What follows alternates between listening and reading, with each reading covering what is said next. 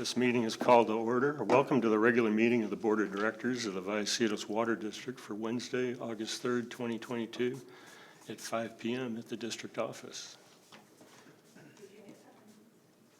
Next, we'll do the Pledge of Allegiance. Could I ask our Assistant General Manager, James Campbell, to lead us in the pledge?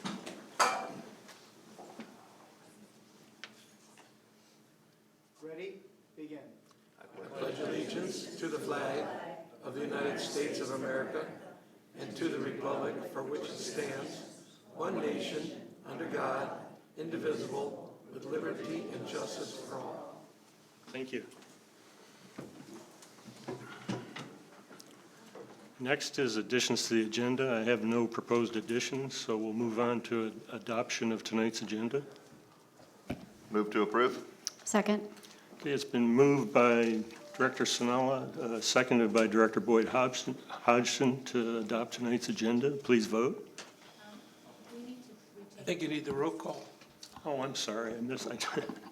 Okay, let's do roll call. Please indicate your presence. And we're all here. Okay. So adoption of tonight's agenda, it's been moved by Director Sinala, seconded by Director Boyd Hodgson. Please vote. And it passes unanimously. Next is public comment. Persons wishing to address a matter not on the agenda may be heard at this time. However, no action will be taken until the matter is placed on a future agenda in accordance with board policy. Public comments are limited to 3 minutes. A request to speak form should be submitted to the senior executive assistant prior to the start of the meeting if possible. Public comment should start by stating name, address, and topic. The board is not permitted during this time to enter into a dialogue with the speaker. And I have 2 requests to speak slips. First is Elizabeth. Elizabeth? Okay, well, come on up to the podium. And I assume this is for something not on tonight's agenda?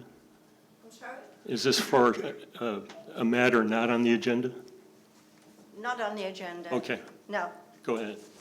I just wanted to talk about an issue that happened that should be brought to your attention, and it's regarding the water bills.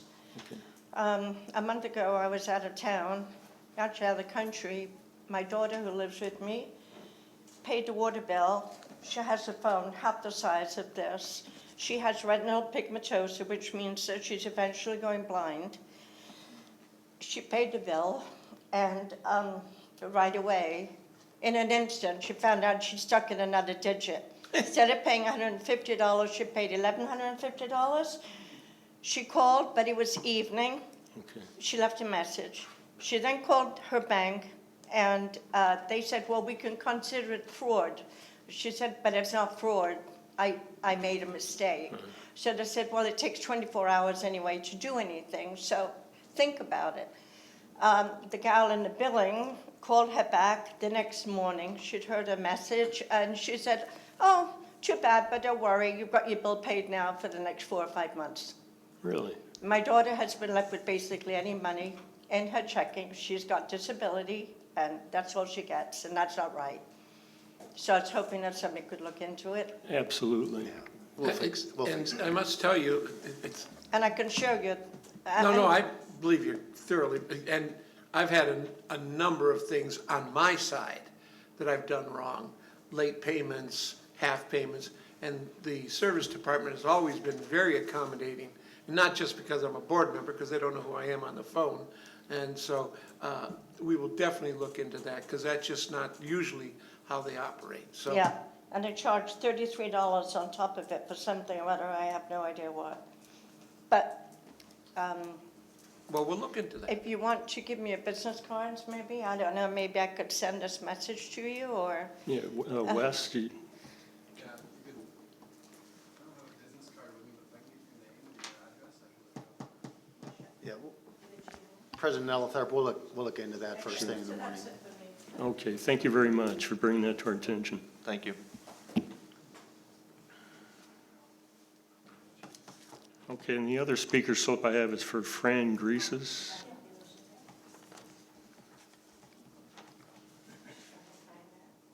Thank you. This is just basically a general comment. I got to thinking about upcoming elections, and knowing that I believe 2 of you will be up for term, I got to thinking about promises that had been made, and where do we stand on those promises.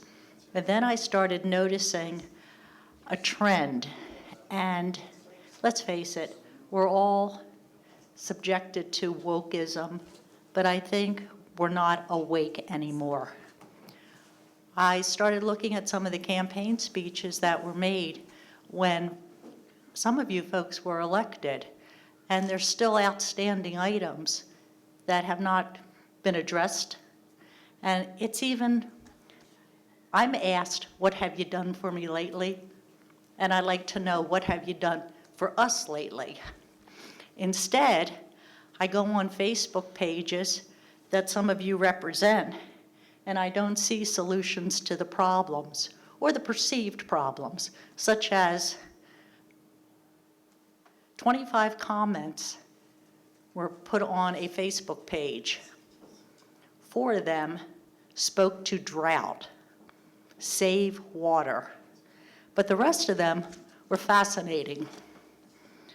COVID vaccines, climate control, traffic reports, let's celebrate Earth Day, let's celebrate Denim Day. How do you dispose of medicines? Don't put the stickers that come on fruit down the garbage disposal. Let's celebrate Memorial Day, get out and vote. Let's celebrate Juneteenth.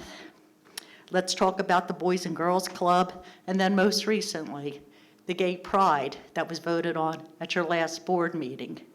I don't see how that is an appropriate topic when people are scared about the drought and yet watching the volume of homes being built. And you say, if you don't have water for us, how will you have water for those people who have yet to arrive? I don't see any rate reductions. I still don't believe that monies are not being spent with development for which I believe I'm paying some portion of, but yet I'm not getting any interest from my investment. So I got to laughing actually after I kind of finished my research, because one of you actually ran on a campaign that said, we were overcharged and we are still being overcharged by at least 14.5%. The speech also went on to talk about developer funding and getting to the bottom of it. My time is up. Thank you. Thank you for your comments. Okay, moving on to presentations. Yeah, I'll take that, President Elithorp. So tonight we get to celebrate the professional accomplishments of one of our own. So Ann, if I can ask you to come down to the podium, please. So this is Ann Lopez. So Ann's been working with the district since 1991. So I think she was 11 and she was hired. She's one of our younger Did we employees have at the child time. labor laws? It was, yeah. At the time, the labor laws were different. But so she was hired as a customer service assistant, I believe it was. And then she was in that position till like 1998, and then she transferred to a new position as an office assistant too. And then in 2005, she was reclassified to an engineering services assistant and went to the engineering department, where she's been ever since 2005. And she's doing a great job there. She became an engineering Tech 1 in 2018 and was upgraded to a Tech 2 in 2021. So congratulations, that's neat. She's been taking classes at Palomar in engineering and public works. And earlier this summer, she earned her Water Distribution Operator Grade 2 certificate from the State Water Resources Control Board.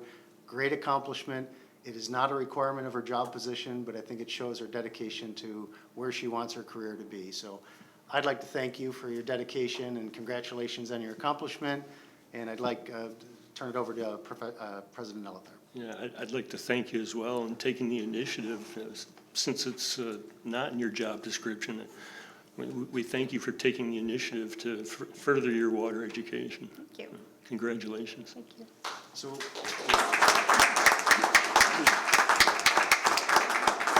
so we do have a certificate for Ann. It's from the state, but whoever would like to come down, maybe take a picture with Ann? Absolutely. Great opportunity. And while you come down, I would like to recognize, so Ann's husband, Dan, is in the audience. I did. And some of her coworkers are here, so Allison and Ingrid are over there, so thanks to all of you for coming. And then, I'll pass these to you. Hey, James, can you take, Chris, can you take a picture? Nice job, nice job.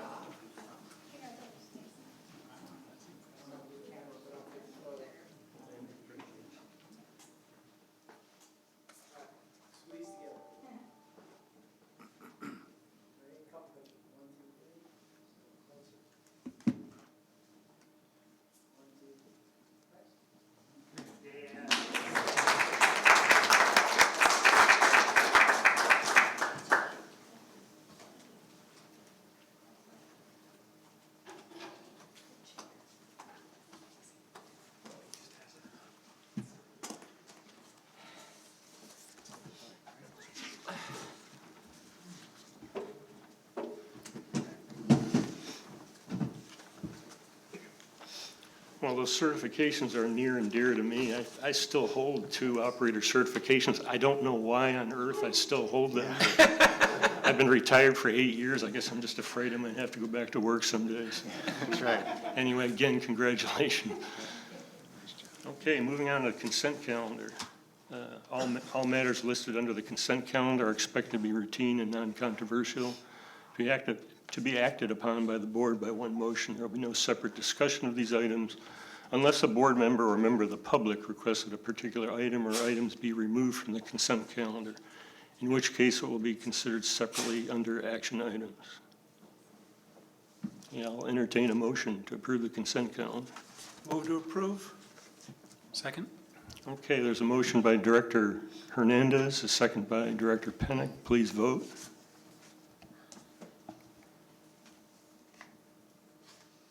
And it passes unanimously. Thank you. Okay, moving on to action items.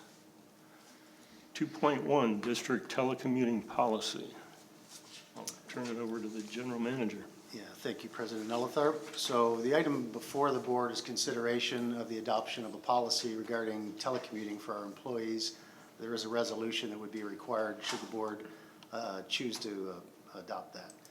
So just a little bit of background. This was an item that was requested by the Employees Association, and the employees want more flexibility. I think the COVID experience showed people that there's a different way to get work done, and our employees came forward and asked if the district would consider the development and adoption of a telecommuting policy. We did a lot of telecommuting during COVID, and that was out of necessity. We weren't allowing people in the workplace, but continuity of operations, we had to still get the work done. So there was some lost productivity, but by and large, I think most job functions performed pretty well during the COVID experience. Adoption of a telecommuting policy would support the district's strategic plan, strategic focus area number 3, which talks about work, employee morale and things like that. And I think it would help the district remain competitive in its retention and recruitment. So it's an important thing. This policy was provided and presented to the policy committee back on June 6th, and the policy committee was supportive. They did have some concerns and comments. We talked about things like liability and equity, and I think they're addressed in the policy, but happy to hear any conversations or comments that the board may have. Let's talk a little bit about the draft policy. The board was provided in the board packet a copy of the draft policy, and let's talk about that. It is a kind of a draft policy. We will be, if the board approves the policy, we will be conducting a pilot program for about 6 months. We'd like to gather some data to see how well telecommuting does work in the workplace in a non-COVID environment. And I think it'll probably become a point of conversation in the upcoming negotiations. As you'll recall, we're in the last year of the MOU, the Memorandum of Understanding that governs employee relations here. So my guess is that it's going to become something that the employees want to see. And it'd be really nice for myself, our management team, and the board to know on a pilot basis how well it worked. So we do need to reset the expectations a little bit. So as I mentioned, during COVID, it was mandatory. We had to continue to get work done. People weren't allowed in the workplace for a variety of reasons. So we had, I guess I would say, diminished expectations for productivity and efficiency. And I would think that if we go forward with this in a non-COVID environment, we would probably want to raise the bar and our expectations would be higher than they were during the COVID environment. We certainly don't want anything that's going to result in additional cost to the district or in significantly decreased efficiencies or effectiveness of our programs. Telecommuting would be a privilege. It's not a granted right, it's a privilege. And it would be granted to eligible employees. Some eligibility, you'd have to have passed your introductory period and you can't be on what we call a work performance improvement plan. But most employees would be eligible. It would be mostly geared towards office jobs, right? So we have about half of our workforce works under ed over in O&M, the field personnel, and it's just pretty tough to repair a pipeline break from home. So those folks know that they probably wouldn't be eligible. There's a small number that might be over in Ed's group, but if their job performance could be accommodated through telecommuting, they would be eligible as well. So we want to make sure that the duties they do, both the quantity and quality of the duties, can be tracked and that they're keeping up with expectations. Like I said, if somebody is put on a pilot program and they're not meeting the standards that we have established, we do want to have the ability to fix that. And by fixing that would mean they may not be eligible for telecommuting, or we may modify the terms of telecommuting for that individual or that level of position. There's a couple types of different telecommuting. One would be regular. So it'd be a regular schedule. So for example, we may say every Tuesday this employee A is going to be telecommuting. And that would be every week in every pay period. It's predictable. Management and supervisors would know what to expect when that person's going to be in the office, when they're not going to be in the office. But there would also be a component that might be intermittent or occasional. So for example, we may grant them abilities in the way the policy is currently written. It would allow them 4 times a year, once each quarter of the year, to do something that's not a full day, maybe a partial day, that's not on a regularly scheduled day. So for example, we've all had you got to meet the cable guy at your house. You need to be there for a 4-hour window.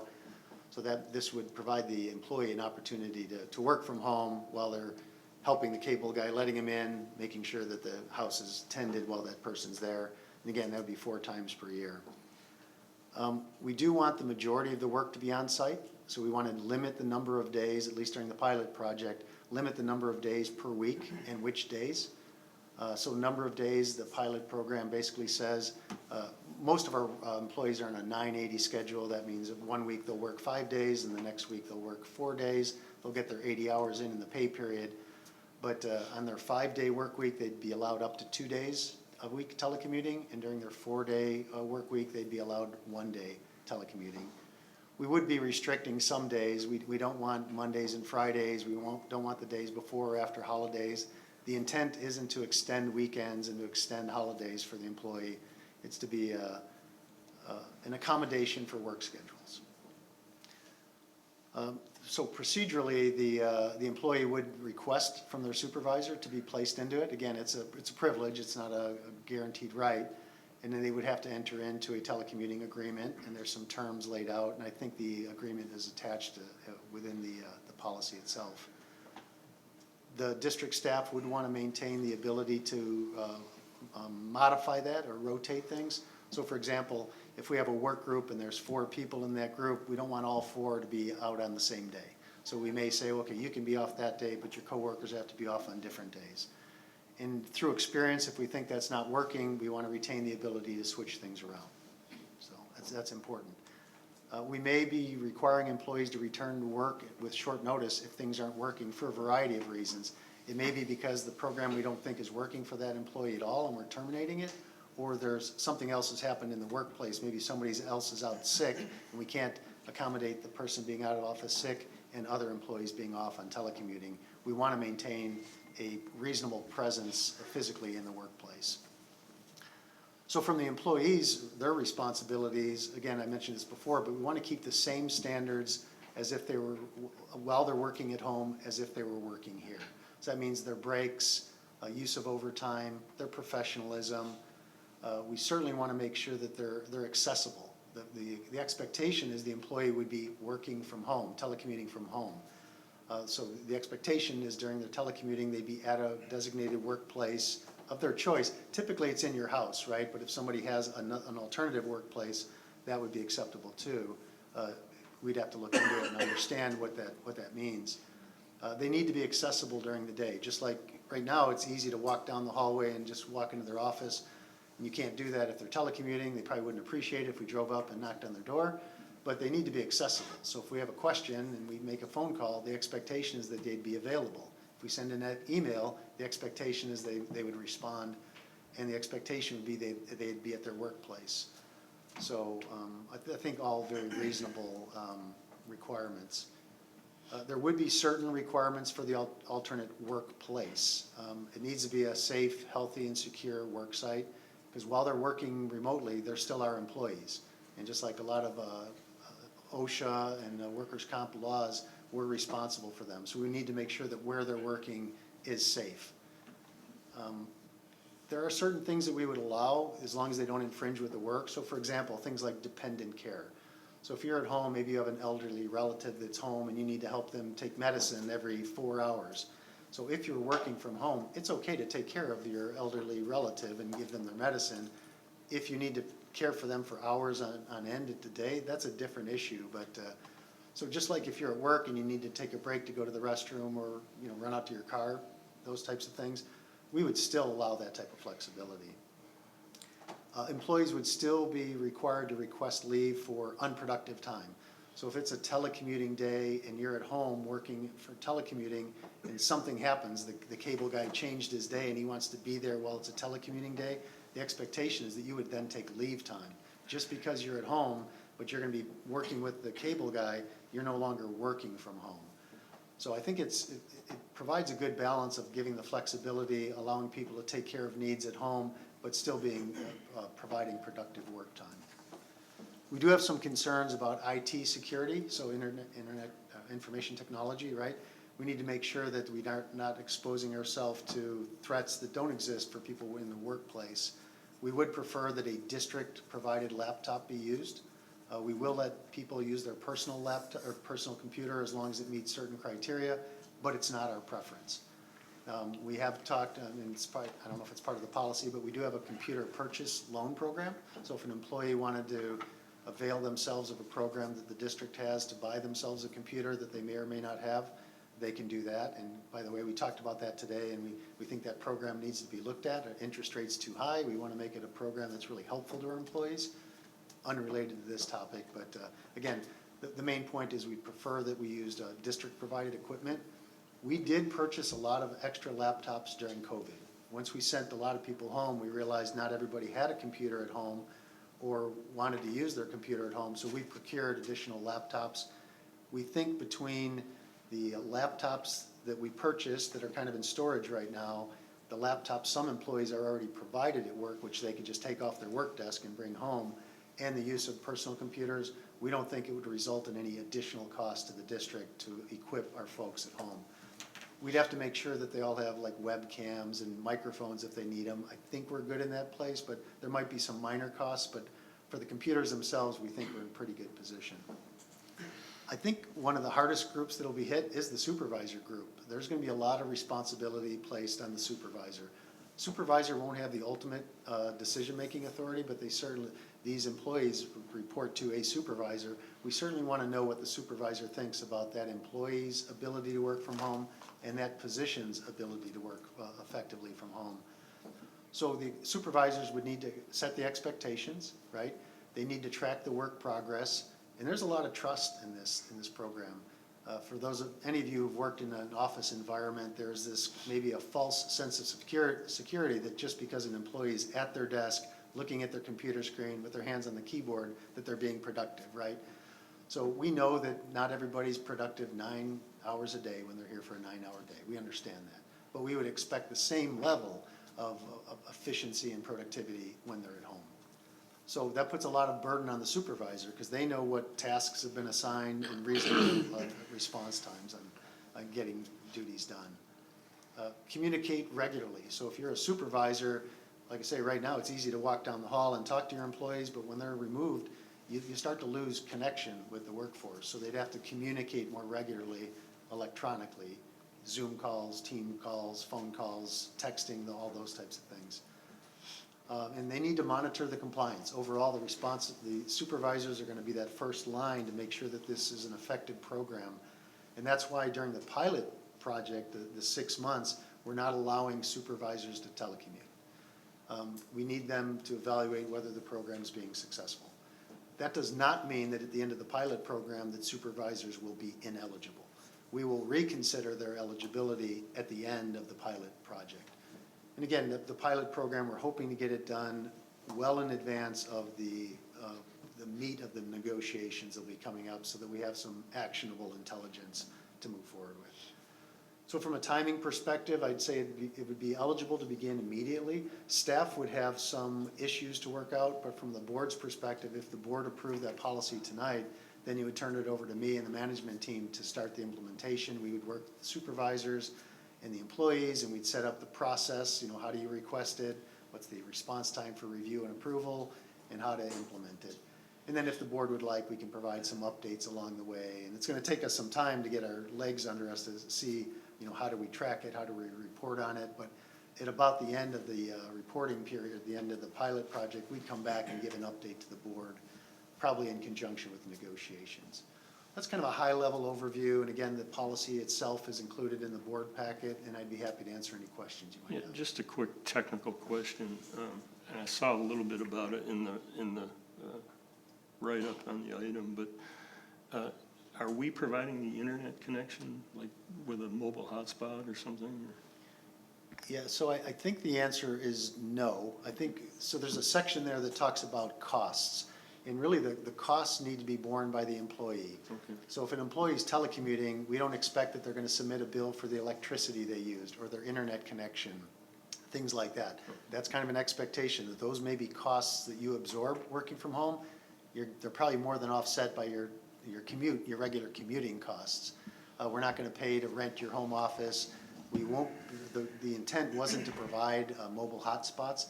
If an employee that requests telecommuting has difficulty getting reliable internet service in their area, we could probably help them, and we'd have to figure out in those circumstances, is there a cost component that they would share? Okay.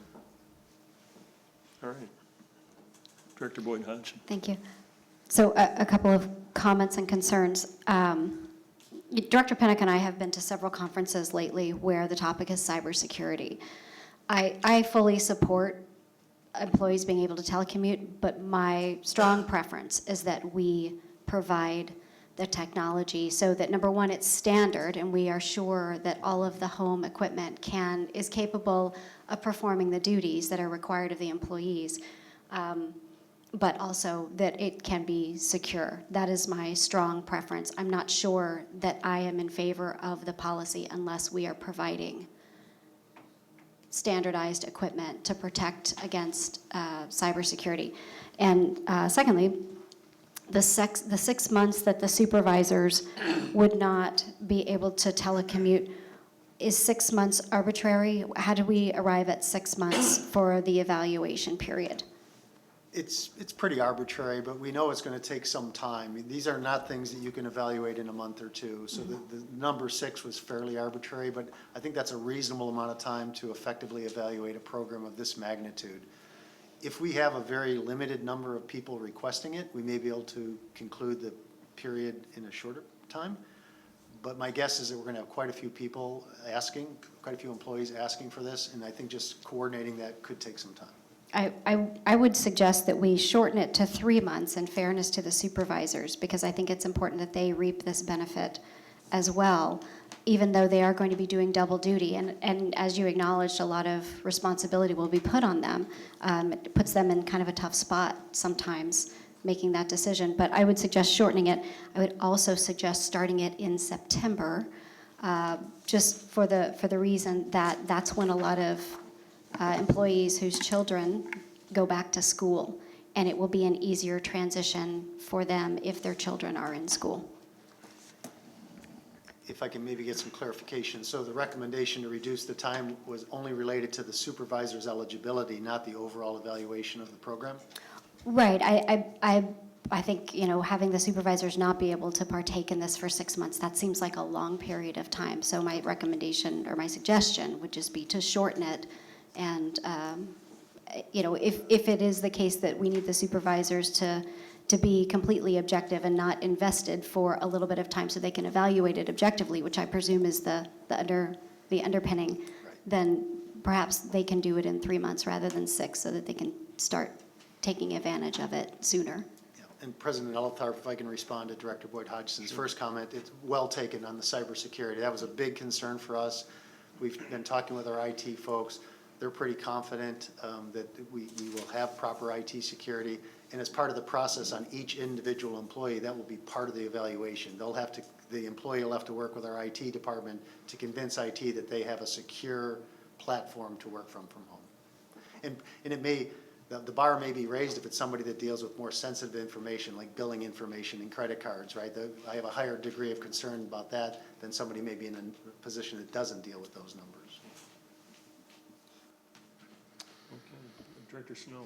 Yeah, and thanks staff for looking at this, and thanks for to the committee for exploring this. In the private sector, the labor market has really changed. I've seen it where I work and elsewhere, and in order to compete for employees, you do have to have that kind of work-life balance and flexibility. However, I have not heard about this moving over into the public sector.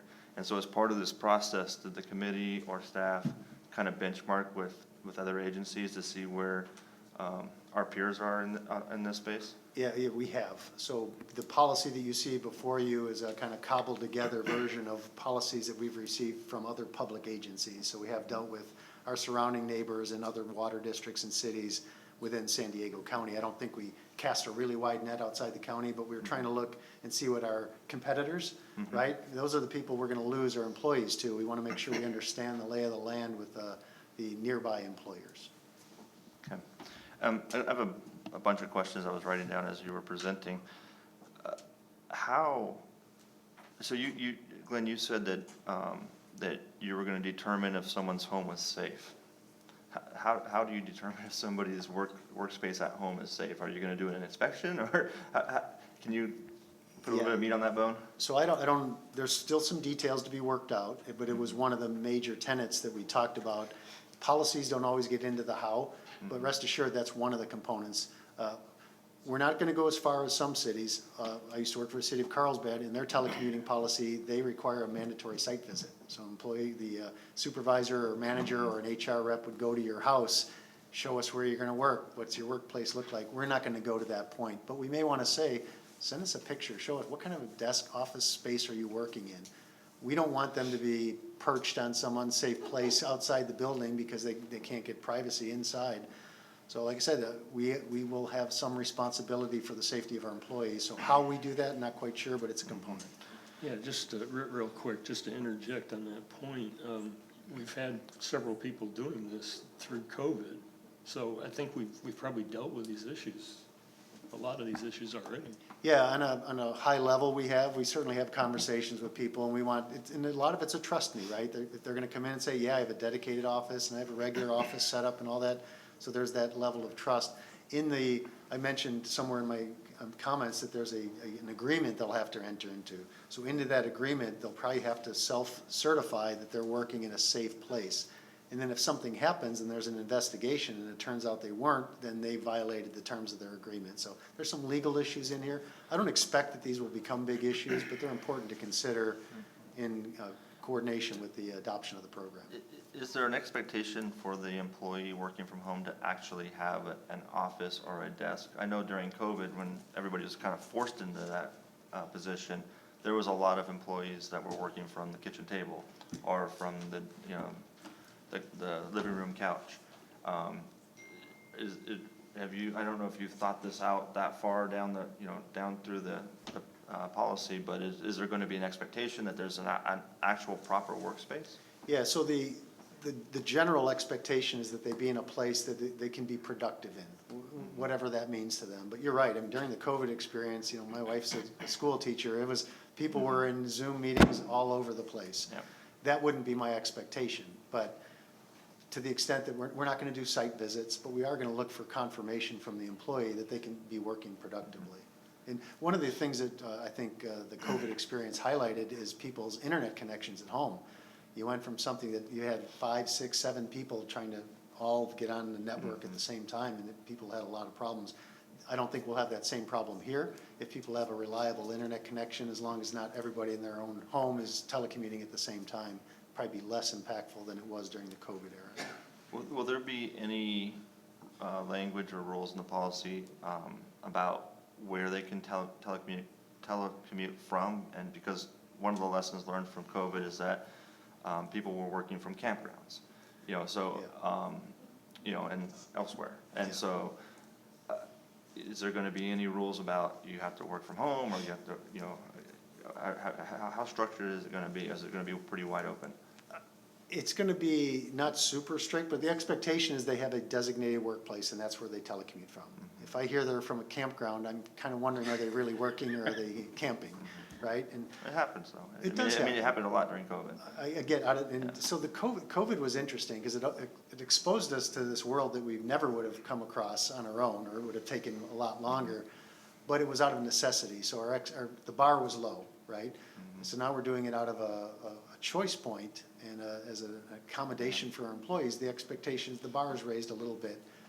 So the expectation going into it is that you would be at the same recurring workplace. If somebody said, hey, this week, for whatever reason, I'm gonna be visiting relatives, but I'm gonna work from home, and can I have an exception in this one case? Sure, we would accommodate exceptions like that, but if every day they're at a different location and I start connecting the dots and they're taking a trip to Yellowstone, then I'm wondering, okay, are you really working, or are you Yeah. just, so we're not gonna be monitoring it, you know, that's not our intent. The hope is that if we set clear expectations and we look at the production, that's the true test, right? Some people can produce better in awkward situations than others. If, and it sounds like we're gonna be having some discussion about the computers, but if the employees are permitted to work from home with their personal equipment, are the, you know, email, is it web-based, or would they be able to access their Vallecitos email, you know, account and receive and send emails? Would they be able to access any other software programs that they may utilize on a daily basis at work? Yeah, so part of it is they want to go through either the virtual private network or VPN. other ways it's a secure line. And Jonathan, I don't know if you feel comfortable commenting, I don't know if you've been involved in these discussions, but feel free to pipe in there. Yeah, so typically we don't let anybody connect directly to the network with their home personal machine. If we provide them one, it's an encrypted, secured VPN, it's connected all the time. They'll jump in, they can get to any of the resources on the network, Outlook, Teams, meetings, any of that stuff. We have a virtual phone even, so it's as if like they're sitting at their desk. From a home personal-based computer, we have what's called like a virtual environment, so it's a virtual desktop that we host, and they kind of use it as a jump box, right? So they use their personal computer to get to this jump box. That jump box doesn't let any other communication from the jump box back out, right? It's all internal at that point. So from there, they can either remote desktop into a desk that's at their desk, and they can use, and it's their own machine as if they're sitting here, or they can just access the applications, any of the office applications that they need to get to on a regular basis, or any of the web-based applications that we have. Okay. And did I hear that right? This application has a phone capability? Yeah, so our phone system here, it allows you to have like a soft phone, so it turns my laptop into a desk phone. So you could call my extension, it's as if I'm sitting at my desk and I answer the phone. And if I call you, it looks as if I'm sitting at my desk Does it as well. require any other equipment, like a headset, or? You can, or you can run through the microphone and speakers that are on the computer. Yeah, so it doesn't require it, but it may be enhanced experience if you had it. So is there any concerns about, would that suffice to meet the needs to have a phone for communication, or would we also have to look at providing cell phones? No, I think that would suffice for our means of contact. Like Jonathan explained, it's as if they were sitting at their desk here. And we don't provide cell phones to all of our employees. So as long as we can access and reach them during the day through this mechanism, that would suffice. Okay. They don't have regular phones on their desk? Well, no, they do. They have, Okay. we don't provide them with cell phones, though. I got They it. have regular phones on their desk. But in this deployed telecommuting environment, their computer would act as that desk phone. Okay. Okay, that's all the questions I have right now. Thank Okay, you. Director Hernandez. Questions are asked. Okay. Any other discussion? Maybe thoughts from the P3 committee? You heard this at committee. I think that we have a little bit more discussing to do. Can we hold off on the vote tonight? Can we? Sure, there's no specific deadline. And obviously, if the board wanted to hold off, I would like to know what additional information we could bring forward to resolve it. There's a bit of a time element because I want to make sure we get a good experience before we reach the end of the negotiations, right? So we're at the beginning of the last year, but if it takes us a couple of weeks to implement it and then 6 months to have it, we're going to be probably well into negotiations at that point in time. And I'd like the board to have the benefit of that experience as we consider, if it comes as a request from the employees, I'd like you to know our thoughts on how well it's working before we incorporate it into the next MOU. So the longer we wait, the tighter that timeline is. Well, for one, I mean, if we're gonna consider laptops, I mean, we need to know what the fiscal impact is Yeah. for starters, right? And then the other thing is, another lesson learned through COVID was, it quickly goes from laptops to, well, I need 2 monitors, or I need a chair because I'm sitting there for 8 hours. And so we need to clarify that and level set the expectations on that as well from the get-go, because it gets very costly very quickly. Right. No, I agree, and that's part of the process. And those will probably be taken on a case-by-case basis as an employee reaches out and says, hey, I'd like to do this. If the supervisor convinces the manager that that person or that position is a good candidate for it, then we'd start going through I'll call it the checklist for the agreement that's there. And they'll have to convince us, not just where is your office, but how's your office outfitted? And that may be a reason why we would start a pilot, and if we get inundated by requests for, elevated workstations and fancy chairs, we may want to back off the program. That's part of what we're hoping to find out during the pilot. If I can respond real quickly to your questions about laptops, I don't think there's going to be a significant cost. As I mentioned before, I think we're pretty well equipped. A lot of employees already have a laptop on their desk, so they would just take that home. The folks that have desktops on their desktop, they wouldn't have that. So we already have, I think we have 35 or so laptops that we bought to deploy either through our emergency operations center or because of COVID reasons. We have a warehouse. And let's say if we have 40 employees that are telecommuting, doesn't mean they're all 40 on the same day. We could share equipment, right? There may be a Tuesday employee that uses the same laptop as a Thursday employee. So there's issues we need to work out. But the intent is that this is not a big financial impact to the district. And if the employees start submitting requests that lead us to that, then that's going to be a hurdle that they have to help us overcome. Director Hernandez. I'm assuming that by virtue of the COVID experience and the virtual work that was done outside of the offices here, that we've got some inclination as how this is going to work. Really, the 6-month program is to fine-tune that so that ultimately we can be prepared to put that into the negotiation process as a firm policy. Right. Am I correct? Yeah, you're absolutely right. We do have some data that we gathered through the COVID experience, but the expectations were vastly different, right? We're just trying to keep the lights on and the Yeah. water running and meet all of our regulatory requirements. But there were things that weren't getting done. So the bar is going to be raised, so we need to look at those 6 months under that lens, Right. not the COVID lens. Okay, thank you. Director Sano. No, go ahead. Dr. Boyd Hudson.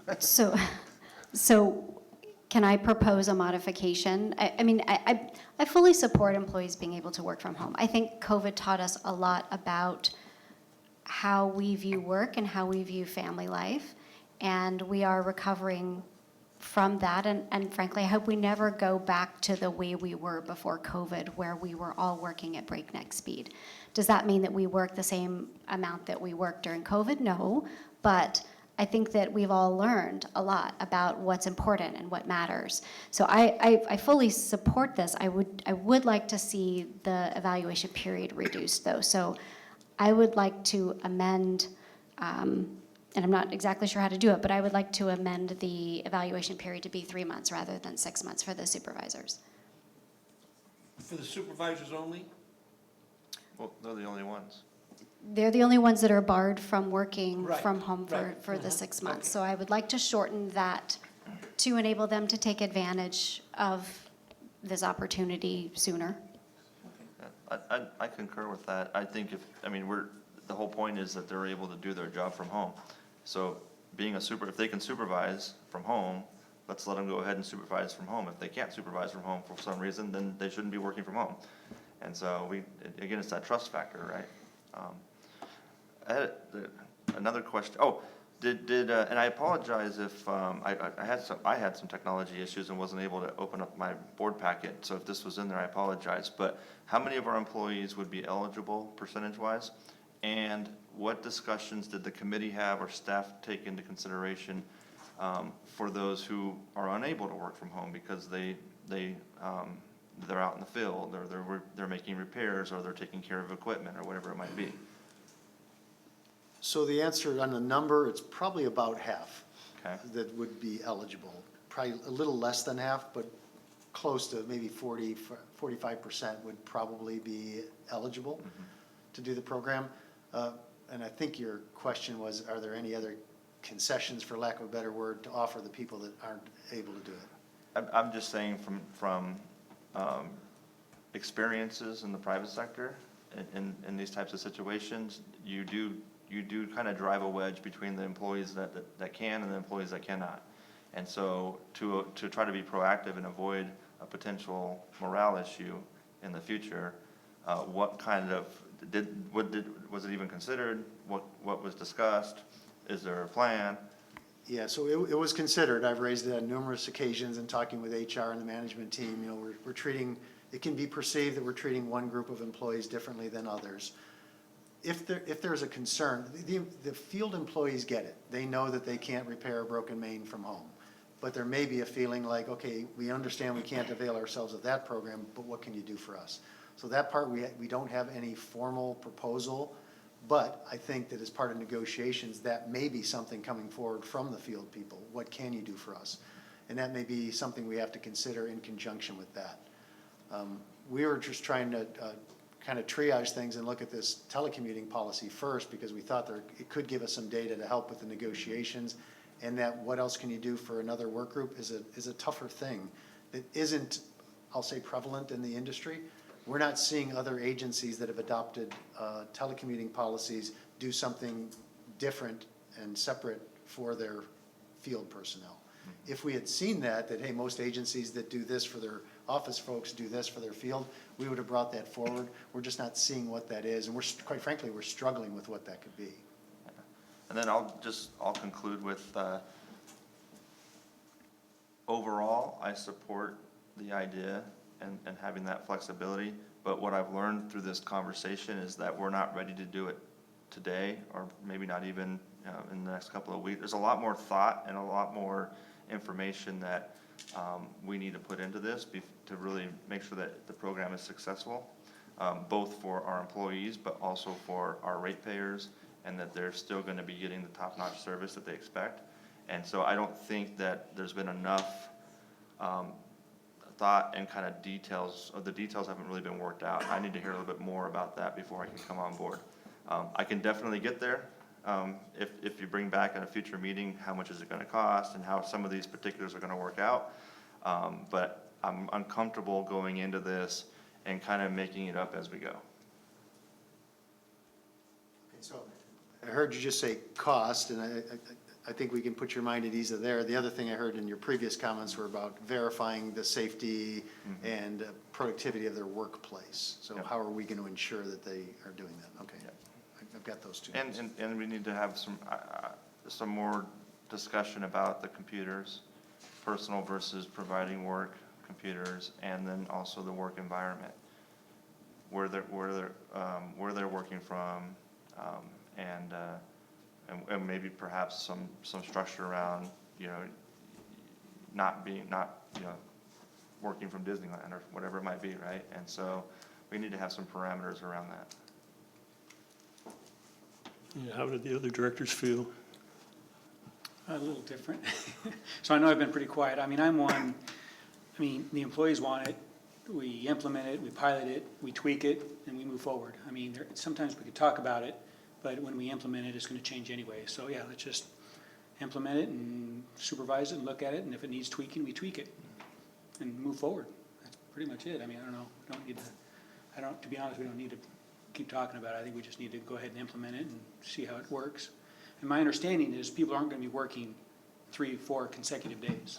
They're gonna be in work one day, it's gonna be almost every other day, home, work, home, work, home, work. So by them working at like campgrounds and stuff, I think that's out. So again, I just say, yeah, let's vote on it, implement it, keep an eye on it, and then tweak it as we move forward. That's my 2 cents. Thank you. Director Boyd Hodgson, any other comments? I think there are some details that need to be worked out. I'm not sure that we need to manage this from a micromanagement perspective. I think that we just need to lay out the expectations and we do need to monitor it. The adjustment that I would make is reducing the evaluation period for the supervisors to 3 months, and I would very much like to see it mandatory that they use district-provided equipment. So if we aren't all in agreement with that, and if the other directors feel like we can't quite move forward, then I would support taking it back and making some adjustments, and then, but with the understanding that it's urgent and we need to pass it soon. Yeah, I guess my feelings, I would tend to err on collecting just a little bit more information, so maybe an additional, bring it back for an additional meeting. So I could support that as well. Director Hernandez. I personally believe, we have the opportunity to go ahead and move forward. We've had a little bit of study already with the COVID situation. We're going to tweak it. I'm sure we're going to tweak it between now and the ultimate negotiations regardless. So I prefer that we move now and with the modification that we've heard and get on with it. Okay, I haven't heard a motion yet. With that, I'll move to move the approval of the telecommunication policy with the modification that the managers are able to participate in 3 months. Supervisors. Supervisors, And managers. the additional point of providing district laptops, I think you indicated that as well. I would like to see that, but it's up to you to make that motion. No, I didn't want to add that. There's plenty of laptops out there. I can second that. Because we've already gone through it for 2 years, for goodness sake. If we haven't had enough computers to deal with it in 2 years, then it's certainly our fault that we're not on top of it. So All right, my motion stands. We have a motion to approve the resolution as modified by Director Hernandez and a second by Director Pennick. Any other discussion? Yeah, and as it's been moved, I'm going to vote no, but the no vote does not necessarily mean that I'm against coming up with a policy. We're not ready for it. But, when COVID first hit, we were forced to send, the entire world was forced to send everybody home in kind of emergency fashion. We have the luxury now that we can do it right. But there just hasn't been enough forethought put into it, enough plan, the plan's not there, and from what I've heard tonight, and I just don't want to go into this and then just kind of make it up as we go. So I will support this. If it ends up failing tonight, I will support this when it comes back with some more information, but I will not support it as it's proposed tonight. Okay, thank you. Any other discussion? Seeing none, please vote.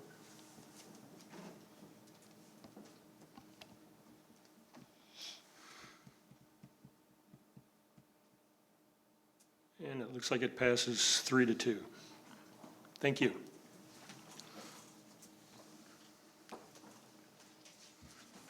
All right, moving on to the next action item is 2.2 Capital Improvement Program Annual Report. Yes, one of the things staff commits to is providing the full board with an update on the status of our CIP program, and Ryan Morgan's going to do that for you tonight. Just so you know, the engineering committee gets more frequent updates, but this is the requirement to do an annual board update. So, Ryan? Thank you, General Manager Prum. Good evening, President Elfart, directors of the board. The Capital Improvement Program 2021-22 Annual Report. In summary, in spending summary, over the past fiscal year, on the books, active project budget totals in CIP total just over $41 million. This is active projects in the current fiscal year, and then also past projects which are still ongoing from previous fiscal years.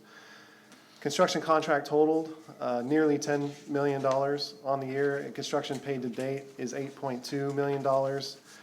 In the year, we had 3.52% change orders spread out over 6 total change orders. And in total on design contracts paid to date, we had a pretty big design year, spending $2.2 million.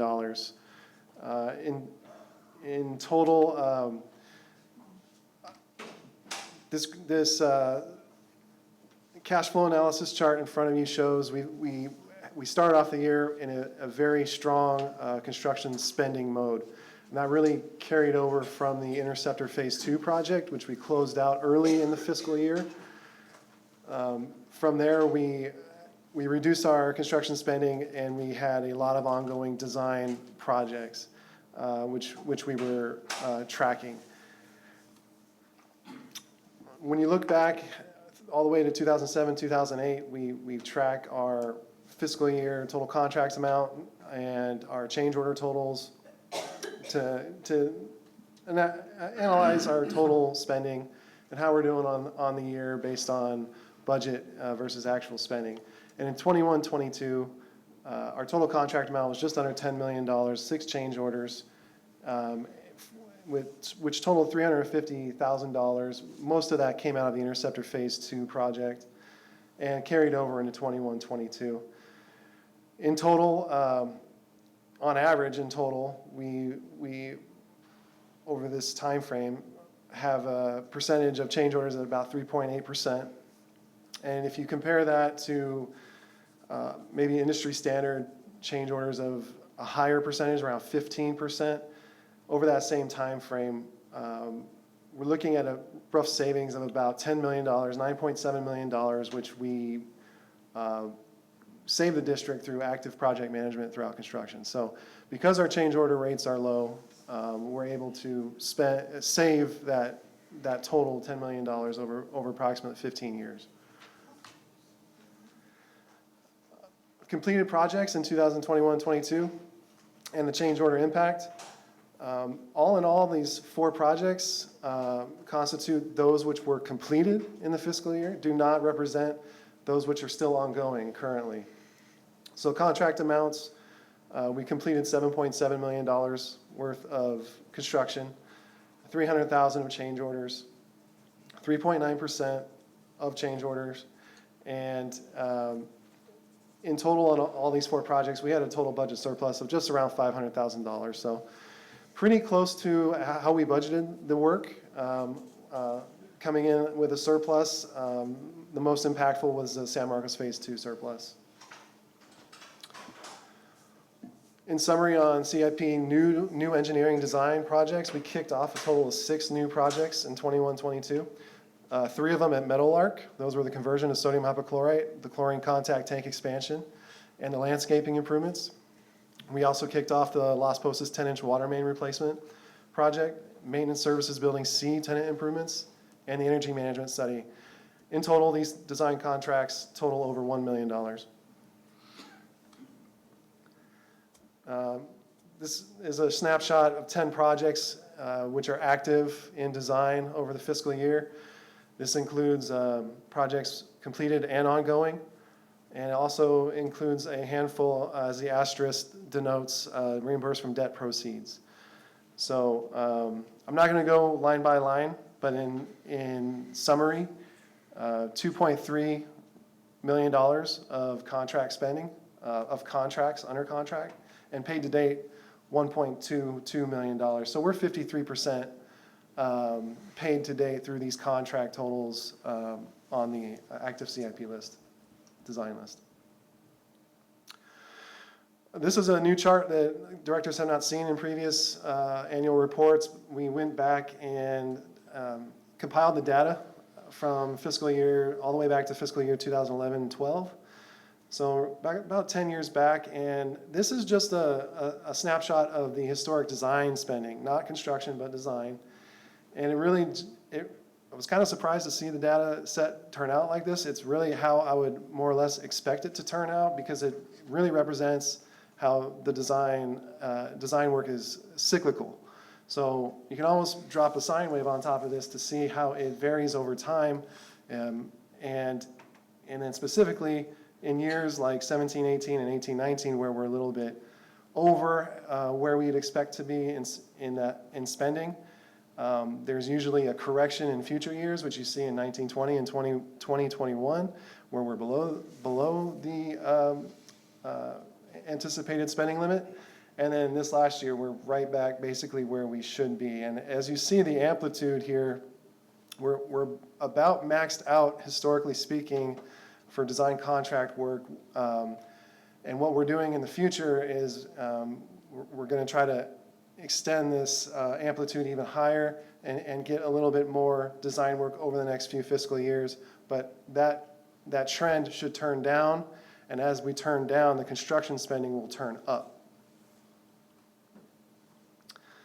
Projects in construction over the fiscal year. The largest one of significance was San Marcos Interceptor Phase 2. Those metrics got rolled into this fiscal year, even though really over the majority of the fiscal year we weren't really in construction. It was really just closeout and retention payments. We did kick off some new projects, sewer lining and rehab. 2021 is currently in construction. We completed the MRF aeration basin CIP and a handful of projects at Meadowlark, actually. Some ongoing still. We were asked to present the CIP historical annual budgets versus actual spending, and we broke this down to include spending to Encina and also non-spending to Encina. And when you break down the 10-year average, going back to 2012, on average we spend about 50% plus or minus, as you'll see, between the two data sets of actual spending versus what we had budgeted. We'd like to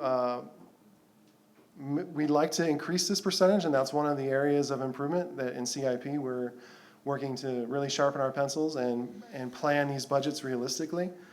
In the past 2-3 years, not only did we have the pandemic, which affected productivity, I don't want to say productivity at a staff level, but more or less at a project level, delays that go beyond our control with supply chain demand and availability and labor shortages and that type of thing.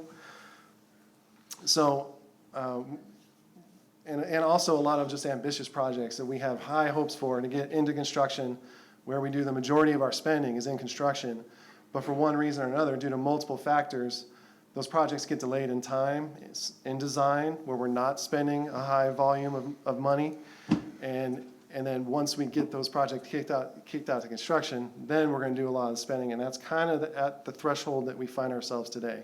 We're about to get into construction on a lot of very large, significant projects. Directors can expect to see a lot more construction dollars spent this current fiscal year. Just one item of significance, the Montiel Lift Station project.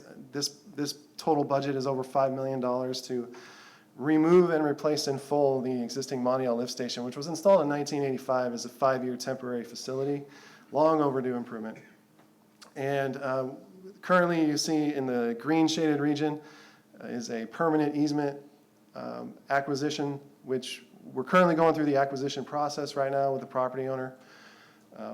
We are going to Similarly, for another property owner, the neighbor in the purple shaded region there is another permanent easement. And then the temporary construction easement in the red shaded region. We're going through final property acquisitions on this project. It's really the last step in the process before we are going to be ready to go out to bid with this in September, October. We don't anticipate any problems to come up on this, but in the event that they do, the board can expect we'll come back to talk about this project a little more. And just some photos over the year, a couple projects at Meadowlark, odor scrubber number 1 replacement and the Headworks augers replacement. Murph aeration basin improvements, the board of directors just accepted this project in July. 3 aeration basins were improved with new air piping and the ceramic disc diffusers, which you see here installed at the bottom of the basins. Really a process improvement project at Meadowlark. And currently ongoing is a Sage Canyon tank refurbishment. This is a 3.7 million gallon steel tank. It's a pretty vital asset to the district. Currently ongoing in construction, and we expect that to be completed in October. And then lastly, technically not considered a capital improvement project because it's grant funded and we don't really have a budget for this. But the Tesla BESS battery energy storage systems at multiple sites, currently headquarters and Double Peak have started up. I can report that they both received PTO from SDG&E this week, so the batteries are online and connected to the grid at those locations. And then right behind that, we'll have San Alejo Hills Pump Station and Palos Vista Pump Station coming online shortly.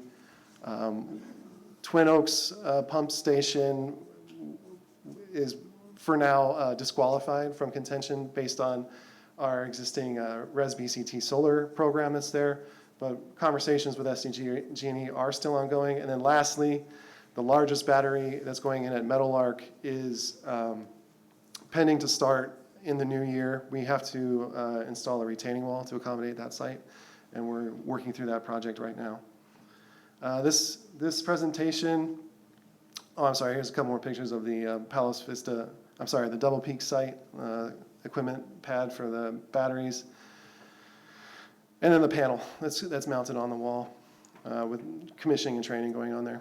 This presentation was presented previously last month to the Engineering and Equipment Committee. And at this time, I'll be ready to take any questions you may have.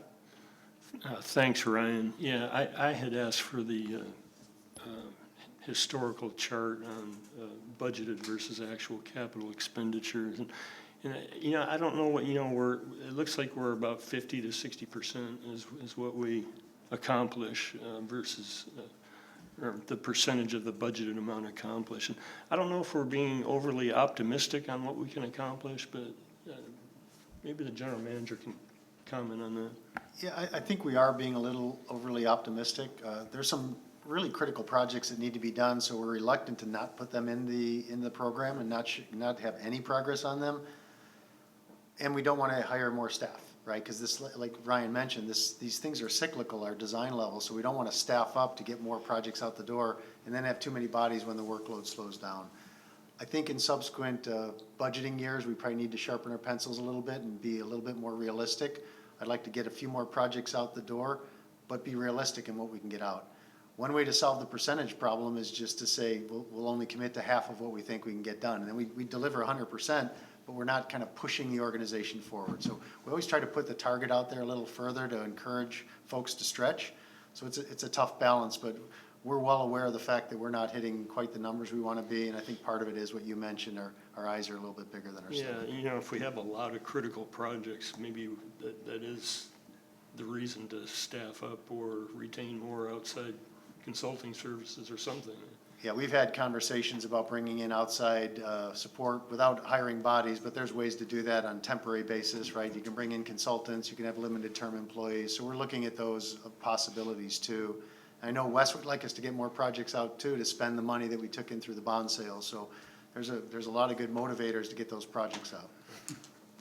Thanks for that comment. Any other? Director Boyd Hodgson. Thank you for that presentation, Ryan, and I appreciate your use of the sine wave. There was a slide that you showed with the purple bars. I think it was either 1 or 2 slides prior to that had the percentage of paid across the different projects. Can you pull that up again? I saw something that I just wanted to ask a little bit of clarification on.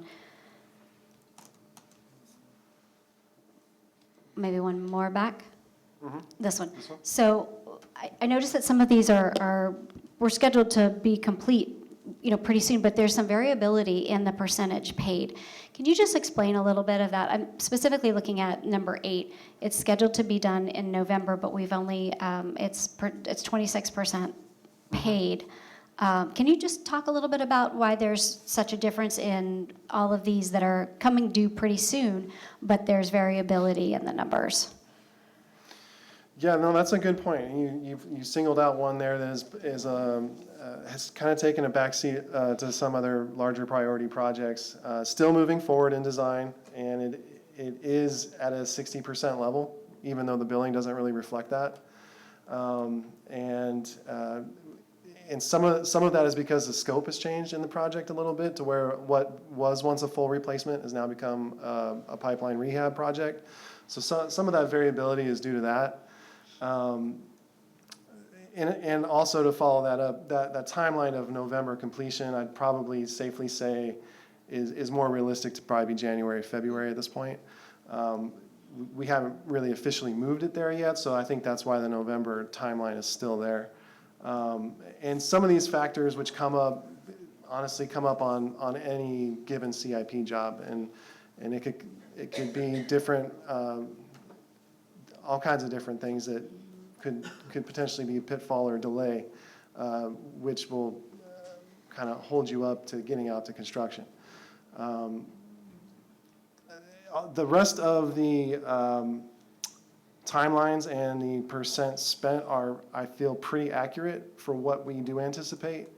I think some of the billings haven't caught up to the progress we've made at some of these levels, like number 2, Tres Amigos waterline replacement. That's showing 44%, but we're over 60% complete on that project. So I think some of that is waiting on the billings to catch up. Thank you. And I would add that some of these smaller projects, you can see a really sharp increase in percentage because they're just not a huge design effort. So once the consultant or staff really focuses on it, you can go pretty quickly from like 20% to 80% design, whereas the bigger projects just take longer. Okay, any other questions or comments? Director Penn? Well, just 2 things pique my interest. One is the Tesla batteries. Are those are installed, are they just for storage purposes? Are they installed operational and providing savings now? Or what's going on with those? Yeah, so they're 100% grant, so they're free to the district, including 10 years of free maintenance. And the intended purpose of them is for emergency storage. So if we were to have a fire, an outage, we could still provide services and use that as our primary backup. They will provide some additional storage and use and cost savings during peak energy times, but there are some rules that we have to follow because the intent of them is so that if there were an outage, we have that as our primary backup. They work with our existing generators, so we use the batteries first before we use the generators. But really, it's that safety and reliability is the main purpose. Okay, so they're not daily operational for savings at all. It's like you said, it mentioned mainly for backup. We will be able to use a portion of them, but not the entire battery pack. Gotcha. And the other thing you hinted to was the almost $10 million savings in change order compared to the industry standard. I mean, what do you attribute that to? That's huge. I mean, what do you attribute that to? I mean, you talked about supervisor role, but what else? And whatever you're doing, keep doing it. It starts in design and completing a thorough design review and taking in consideration from our partners in operations. We certainly don't want to be designing improvements that they don't want to operate in the future. So if we can capture that in design, it saves money on the backside in construction when we're facing change orders because we're changing things in the field when we should have just gotten their input in design. That's a big factor of why.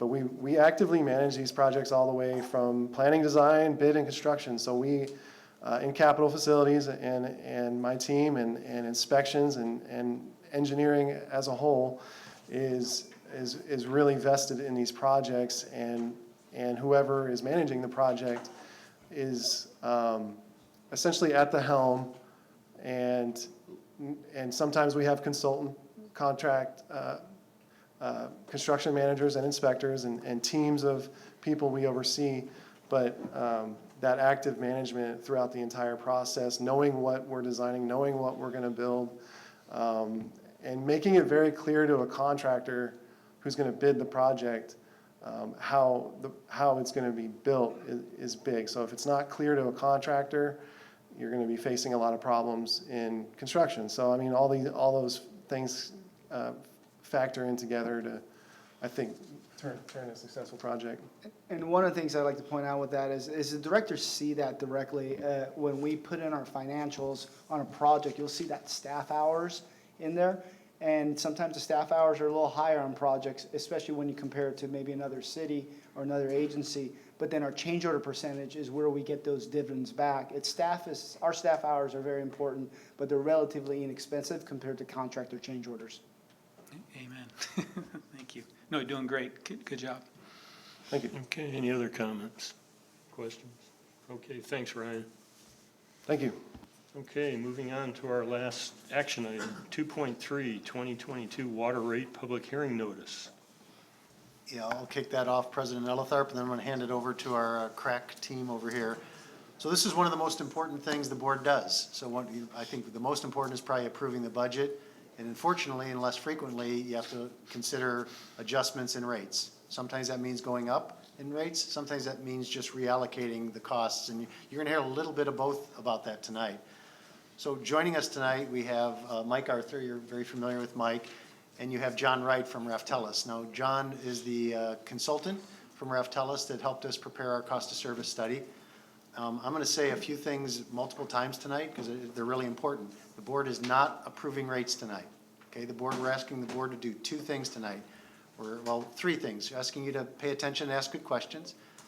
Two, and hopefully we're asking you to approve the Prop 218 notice, which is what would be sent out to initiate the process of 218. And third, we want you to set a public hearing date for September 28th of this year. So hopefully we'll give you enough information for you to do those last two things. And with that, I'm going to turn it over to John, who I think is going to kick us off. And John, after his presentation, we'll turn it over to Mike. John, take it away. Good evening. Thank you for having me here tonight. Staff has asked me to give you a sort of a high-level overview of the water cost of service study process. And then I'm going to be followed by Michael Arthur, who will really kind of dive deep into some of the rates that we've come up with. So just in terms of a high-level overview of what happens in a water cost of service study, it's really a three-step process. Step one is the financial planning process, where the agency asks the question, what's the optimal financing strategy going forward for our agency in order to pay for our capital improvements, in order to maintain the cash reserves we need, in order to have adequate debt service coverage. And an outcome of that financial planning process is the determination of the amount of rate revenue that we need to collect from our ratepayers. And once we've determined that amount of rate revenue, we then move into the second step of the process, which is a cost of service study. And really what a cost of service study does is it answers the question, how much should each customer class pay? What should their water rates be based on the proportionate demands they impose on our water utility system? And so it's a process of allocating costs to customer classes that's proportionate to the costs they impose on us to provide service. And then finally, the third step in the cost of service study process is rate design. And in rate design, we structure the rates, both variable commodity rates and fixed charges. And all of these activities are taking place under a Prop 218 umbrella. Next slide, please, Michael. Sorry to interrupt, just so I can categorize. Are we strictly talking about water, not wastewater? Yes, sir, just water. Okay, thank you. Everything tonight is going to be strictly the water rates. Sewer rates are not going to be involved whatsoever tonight. Okay, thank you. Sorry. Next slide. Yeah, there we go. Here's another look at the cost of service study process. This is maybe a little bit of a more artistic version, but starting down at the bottom, one of the things that agencies like the district will do is they'll ask themselves a question, what are the important objectives that we need to achieve in the cost of service study? What is the so-called rate-setting framework? And that might be related to cost-based incentives to promote water use efficiency. It might be achieving certain financial policy objectives. After we've set that framework, we move into the financial planning process. And once again, the big issue is always, how do we finance our capital improvement program? What is the mix of external debt financing, perhaps, as well as rate funding from rates we collect from ratepayers? The next step moving upward is the cost of service and rate design process, allocating cost to customer classes that are proportionate to the demands they impose on us, and then also developing and designing rates to recover those costs. And then finally, the last step is the whole Prop 218 process, which is 45 days notice, having a Prop 218 hearing. So that's kind of the overview with the unique California spin given Prop 218. So the question is, sometimes we get asked, is what is cost of service?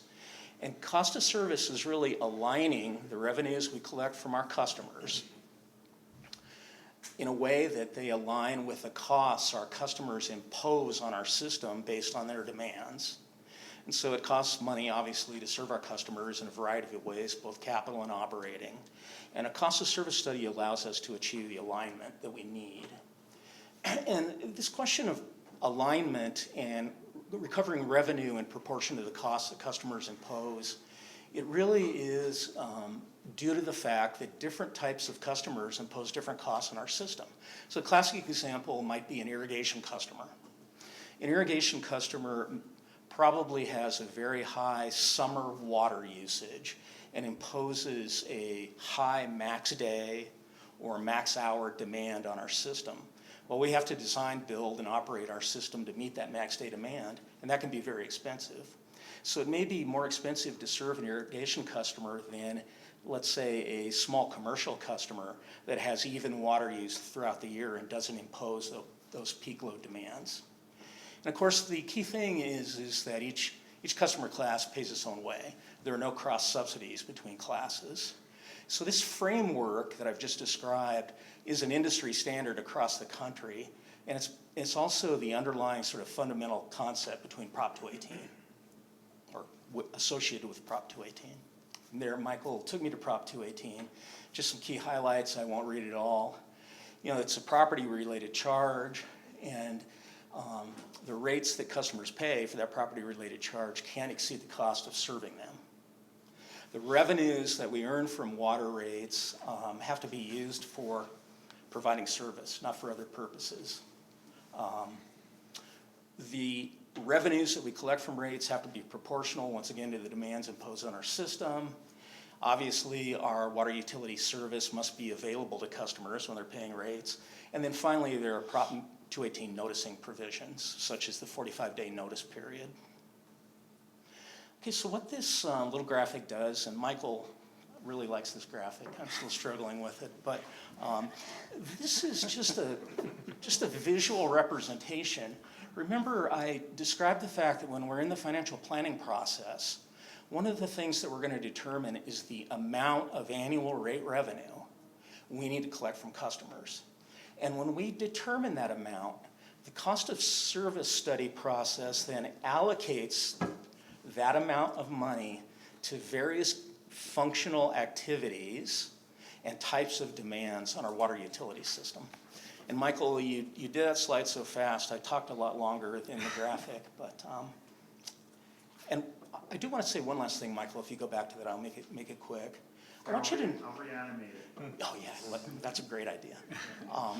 So here we go, we're costs that we've got to recover from ratepayers, supply, base demand, delivery costs, conservation costs, peaking costs, meter maintenance, customer service. And I want you to notice at the bottom of that slide, there are really sort of two types of costs in a water utility system. Volumetric or variable costs, such as water supply, classic example. And then sort of fixed charge or fixed costs, such as meter maintenance or customer service, where we incur the costs, but they really don't vary to any extent with customer water demand. And we're going to see that in our current rate structure. Yes, ma'am. Thank you. So I think this is an interesting graphic. We have a lot of folks from the public here. I wonder if you could explain specifically what each of these buckets is and why some are more full than others. I think you might be giving the graphic more credit than it's due in terms of the fullness, but I'll talk about each one of these costs. Well, I mean, we know that most of our money goes to buy water, and supply is the most full. So I think that one correlates pretty well, but supply may not be intuitively obvious to folks that don't work in water. Sure, let's talk about that. So supply is exactly what you just said. It's the water supply costs that the district incurs to serve customers, and those are the costs that we pay the county water authority. That second blue bucket, which is called base delivery costs, is basically the costs the district incurs, both capital and operating, to sort of meet average day demand. And average day demand is a base level of demand that occurs throughout the year. Conservation costs are the costs that the district incurs to basically have conservation programs and to ensure that as much as possible our customers use water efficiently. And we incur a cost to do that, and that cost needs to be recovered from our rates. Extra capacity or peaking costs are the costs the district incurs to provide service on those days when customers are using a very high level of water, and that's often described as a maximum day demand or a maximum hour demand. And it's the amount of water we need to provide to customers beyond a normal average day demand. So when you think about our utility system has all sorts of assets. They're very expensive, whether it's pumping, storage, transmission, distribution. We have to size our utility system to meet those peak demands, even if they're only happening, let's say, 1 month, 1 day a month, or 1 day a year. Meter maintenance costs are basically the cost to maintain our meters, to replace our meters. And then lastly, customer service costs are costs associated with billing our customers, meter reading, having a call center, that sort of thing. Quick follow-up question. Sure. Does the conservation bucket include metal art, recycling? It seems high, it's the second highest amount of bucket. I think it's just an outcome of, please don't read anything into the level of color in those buckets. Yeah, the bucket's full does not necessarily correlate to the dollars that are in there. But is it accurate enough to say that it's the second biggest expense? No. Sir. Okay, so then, okay. It's just his favorite color.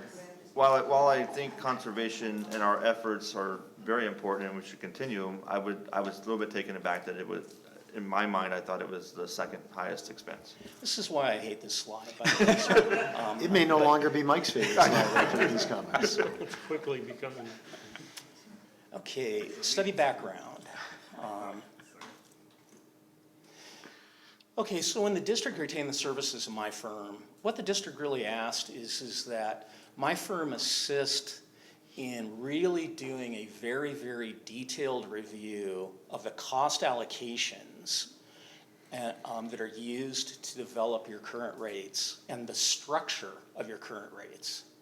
And within the context of doing that, there are several sort of subcategories of things the district was interested in looking at. You know, and one of those, under the heading of consideration of key financial and restructure policy options, was fundamentally, is the current rate structure the district is using appropriate, given your service territory demographics and your cost structure? Obviously, we want to have full compliance with California regulatory requirements. This would not only be Prop 218, but California standards regarding water use efficiency. We were interested in developing multi-year rates so that the district could notice, let's say, 4 years of rates under its Prop 218 notice. We wanted to look at how we handle pass-through costs. Pass-through costs are costs like San Diego County Water Authority supply costs, which vary from year to year depending on how the County Water Authority raises their rates. We also wanted to develop drought rates, which is something that Michael is going to talk about for us. And what we're presenting you here tonight is proposed to be implemented on October 1st of this year. Okay, so this slide's a little bit tough to see, but when we think about our existing water rate structure, we've got two types of rates. We've got variable rates. These are commodity rates that are charged based on the amount of water that a customer uses every month. And we have a commodity rate structure in which our customer classes are basically meter sizes. And the amount that is charged for that water usage varies depending on whether it takes place within Tier 1, Tier 2, or Tier 3. And although the audience may not be able to see it, we've defined for you in that top box what those tier widths are. And those tier widths were designed by the district based on a really detailed analysis of how customers use water at each meter size. Now, within the commodity rate structure, there were a couple issues that the district had a special interest in. One of those issues was the costs that we're allocating to our Tier 3 customers. Most specifically, the cost of desal water produced at the San Diego County Water Authority Carlsbad plant and how it was being allocated to Tier 3 customers. I think another concern was the issue of the consumption tiers associated with large meter customers that have a big outdoor irrigation loads. And an example of that might be a homeowners association. So those were two things that we kind of focused on in the study. Now, you also have a fixed charge rate structure. This is your monthly readiness to serve charge. It's charged to customers based on the meter size, that's serving their home or business. And that monthly fixed charge goes up the larger meter you have, and it goes up based on flow rate equivalencies. And this is very common for utilities, not just in California, but all over the country. Michael, is that the end of my presentation for now? For now. So what I kind of wanted to reiterate some of the things that John said. Well, thank you very much, John. A couple of things that I wanted to reiterate was that with the framework of Prop 218, that there's not really a lot of discretion that we have in rates. So we can't just say, oh, let's give the low users, have them set at X rate. We can try to accomplish that through the guidelines that we have, but there's not much discretion that we have there. And I will go on some of the discretion that we do have. The other thing I wanted to reiterate is that any of the rates, I can assure you that every number that's in here, none of it accounts for development. It's all rates fund rates, okay? So none of these rates or anything that we're talking about funds development. And then John talked about cost allocation and the allocation of the cost. I kind of want to assimilate that to like your 401k after a while. You could invest in 10 different items, right?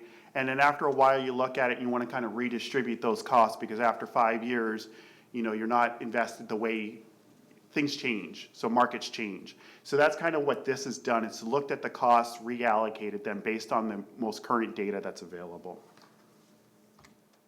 So the calendar. So we've had a couple of meetings with the Finance Committee and the board in the past. And here we are today on August 3rd.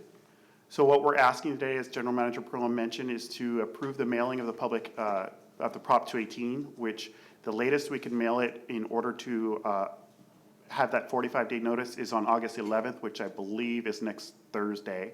So that gives us a little time to make it any little bit of tweaks, adjustments that we need to make on that. Plus, we need to mail out 22,000 of them, I believe, so it incorporates time to print, mail, and coordinate with our vendor. I have a question. Is there a reason why we are having an extra meeting on the 28th and we wouldn't take this up at a regular board meeting? Yeah, so we couldn't get it done on September 21st. So our regular board meetings in September would be September 7th and September 21st. And with the timing of this meeting and the time to produce everything and mail it out, we can't make the meeting on September 21st. And then delaying into October, we just felt it was an unnecessary delay. So we set up this additional meeting, this public hearing on a non-regular board meeting date. We kept it on a Wednesday because there's kind of a rhythm to meeting on Wednesdays, but that's our proposal.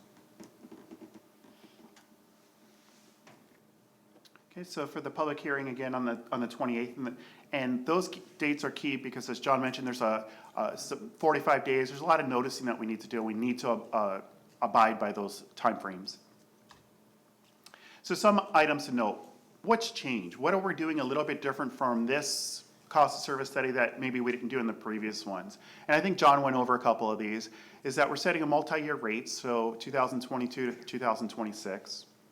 We're also looking at pass-through charges. I do a lot of rate agency surveys, especially the 24 agencies within San Diego County, and the move is to go and do a lot of pass-through charges now, is to get the San Diego, 70% of our budget is water costs. So we have really no control over that. We can't control how much we buy. We can't control what we really pay for that for the most part.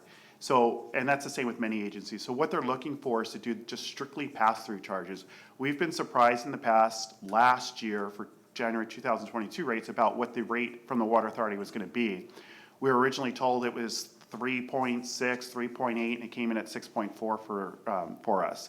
If that were to continue every year, we'd be behind every year because the way we have to develop our budget based on their numbers. So this would just take whatever their rates are and pass them through.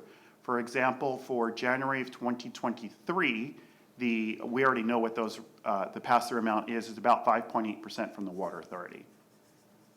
So the development of drought rates, John mentioned, especially in today's climate with the droughts. Many agencies also have drought rates in effect. I used to be a customer of OMWD, and I know I was always in that tier 2, I believe they call it. Actually, it's not tier 2, it's drought level 2. So I always paid 40 cents, 50 cents extra per unit of water. This was back in 2015, 16, I believe. And I think they still had the drought rates until like 2018 or 2019 that I was paying. So I talked about a little bit about the discretion that we have, and the board, what their objective was to try to limit the increases to the tier 1 and tier 2 water. So one of the discretion revenues that we had was property tax. So what we did is use some of that money to offset potential increases to tier 1 and tier 2 water. So every customer, whether you're in tier 1, tier 2, tier 3, everyone uses tier 1 water. Everyone who uses tier 3 water has to go through the tier 2. So everyone's going to get a benefit of this. So John mentioned our fix. Hey, Mike, can you just elaborate more on that, and how that's gonna benefit our customers and where that money comes from? Sure. I can elaborate that more in another slide if Okay, sure. if you're okay with me. Please. Okay. So John mentioned our fixed cost versus our variable cost. So our current fixed cost and almost all of my presentation is gonna focus on a 5/8 or 3/4 inch meter. But know that everything is kind of a ratio of the 3/4, 5/8. That's our base. So whenever there's an increase to that, everything else is a ratio of. So I'm not ignoring them. It's just I want to focus on the 85% of our customers. So currently the ready to serve charges is $36.55 for those customers. And with this cost allocation that John was mentioning, it'd be proposed to go up to $37.07, which is a 52-cent increase on the fixed portion of that. Here's the slide where I'll get on that, Director Sinella. So our current commodity rates, John mentioned also the tier 1, tier 2, tier 3, are $3.77, $4.75, and $9.18. And the tier 3 rate was really high because we were putting all the desal water in the tier 3. Desal water really is a benefit to all customers. It's a supply reliability, especially in the drought. So it benefits all customers. So what we've done is blended those costs and distributed them to everybody's. That's why you'll see a little bit that tier 3 is coming down. So then this is the new proposed commodity rates. And Director Sinella, to your point, I'm covering it right now, so let me go back one. The discretionary offsets, we have about, and I may be off a little bit on these numbers, about $2.5 million in property tax revenue. And that's discretionary revenue. We can use that to offset or to pay for pretty much any program within reason. So what the board decided to do was they directed me, Mike, how can we go and try to keep tier 1 rates the same and try to limit the impacts on tier 2. So I was able to allocate, I believe it was 75% of that money to tier 1.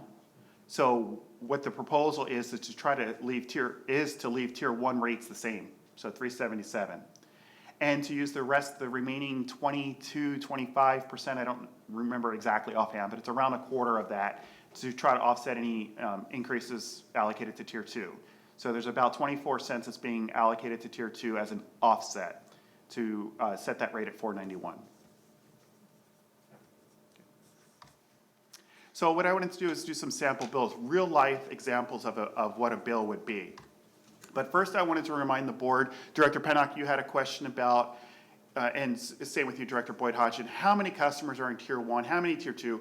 Until you have a kind of a concept of how many people this affects, it really doesn't, the numbers are meaningless. So I want to kind of reiterate how many customers this does affect. So we talked about customer months. I don't want to get back into that again, but a customer month, everything here is in customer months. So you might only be a Tier 1 customer 11 of the 12 months, but in June you fill your pool. So you'll fall into a Tier 2. So basically, in the entire year, 29% of our customer months, never go into Tier 2 or Tier 3. So 29% of our customers fall within our Tier 2, and this, again, 5/8 3/4-inch meter. I don't mean to ignore everybody else, but almost everything I talk about is going to be a single-family resident 5/8 3/4-inch meter. We do have some other slides that I'll show you that are based on other customer types. So a Tier 1 is your 0 through 6 units of water. Again, about 30% of our customers never go into Tier 2 or Tier 3. Tier 2 is those that use between 7 and 21. If you remember, our average is 13. About 59% of our customers go into Tier 2. So if you add that to the Tier 1, 29%, that means 88% of our customers, which then, by default, means that 12% of our customers throughout the year will go into Tier 3. Okay, so just for a little bit of reference.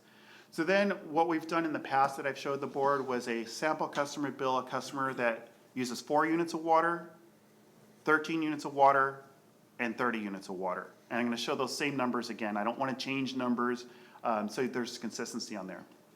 So a customer with a 5/8-inch meter that uses 4 units of water would see their bill under this proposal increase by 52 cents, which is basically the fixed charge since we're not increasing Tier 1 rates. So it'd be about a 1% increase under this reallocation method. Our average single-family resident, which is, again, it's our baseline that we use to compare to other agencies, would see their bill increase by about $1.64, or around 1.8% under this methodology.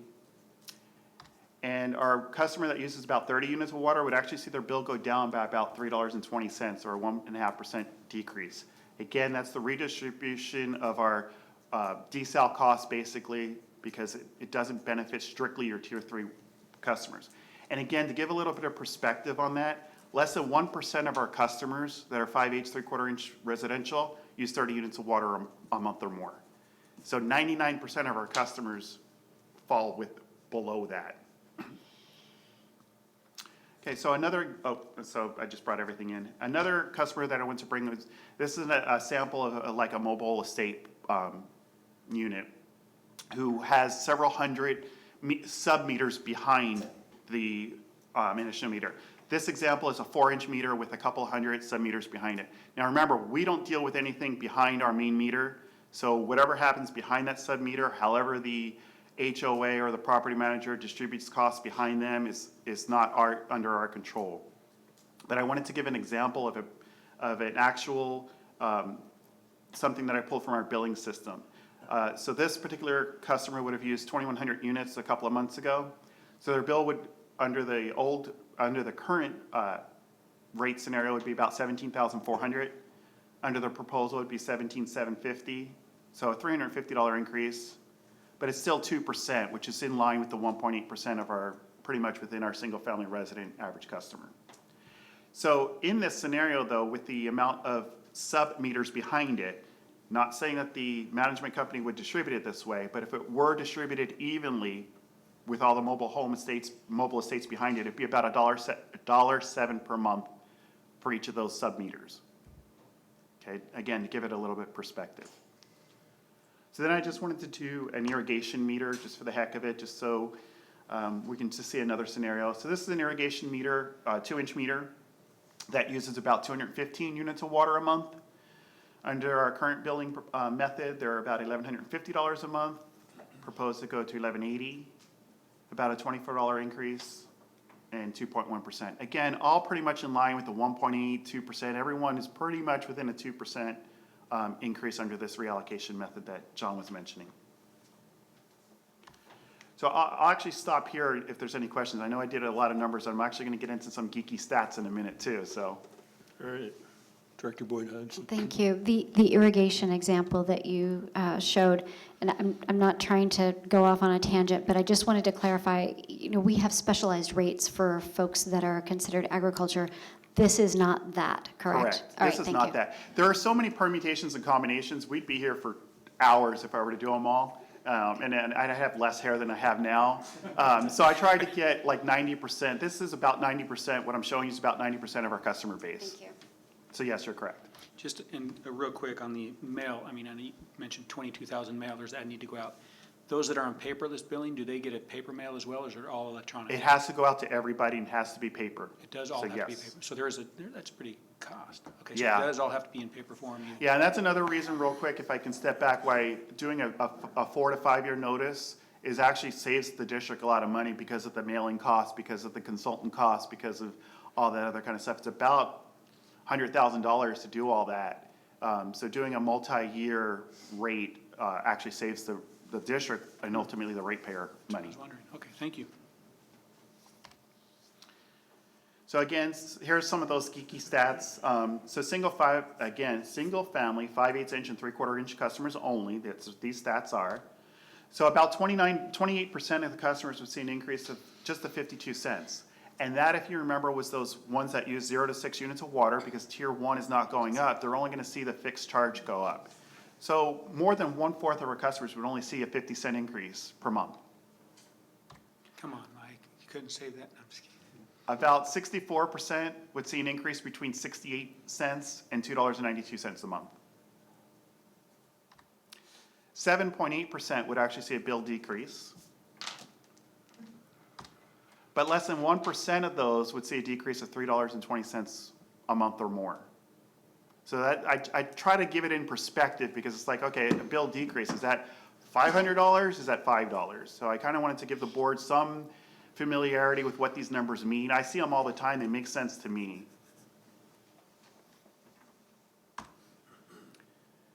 So we also mentioned drought rates. In November of 2021, the district passed the ordinance, or the board passed the ordinance 219 that had the district's water shortage contingency plan, and it mentioned the drought and enabled us to put in some proposed drought rates.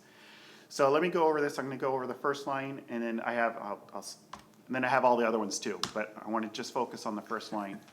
So with a drought, if there was a mandatory cutback, and we've done this, I've shown this to the board many times, a sensitivity analysis. What would happen if demand would go down 10%? What would happen if demand would go up 10%? So if there was a mandatory cutback of 10%, the net impact on the district would be losing about $1.4 million. And our remaining water demand, right now our demand is about 6 million units per year, just to put it in perspective again.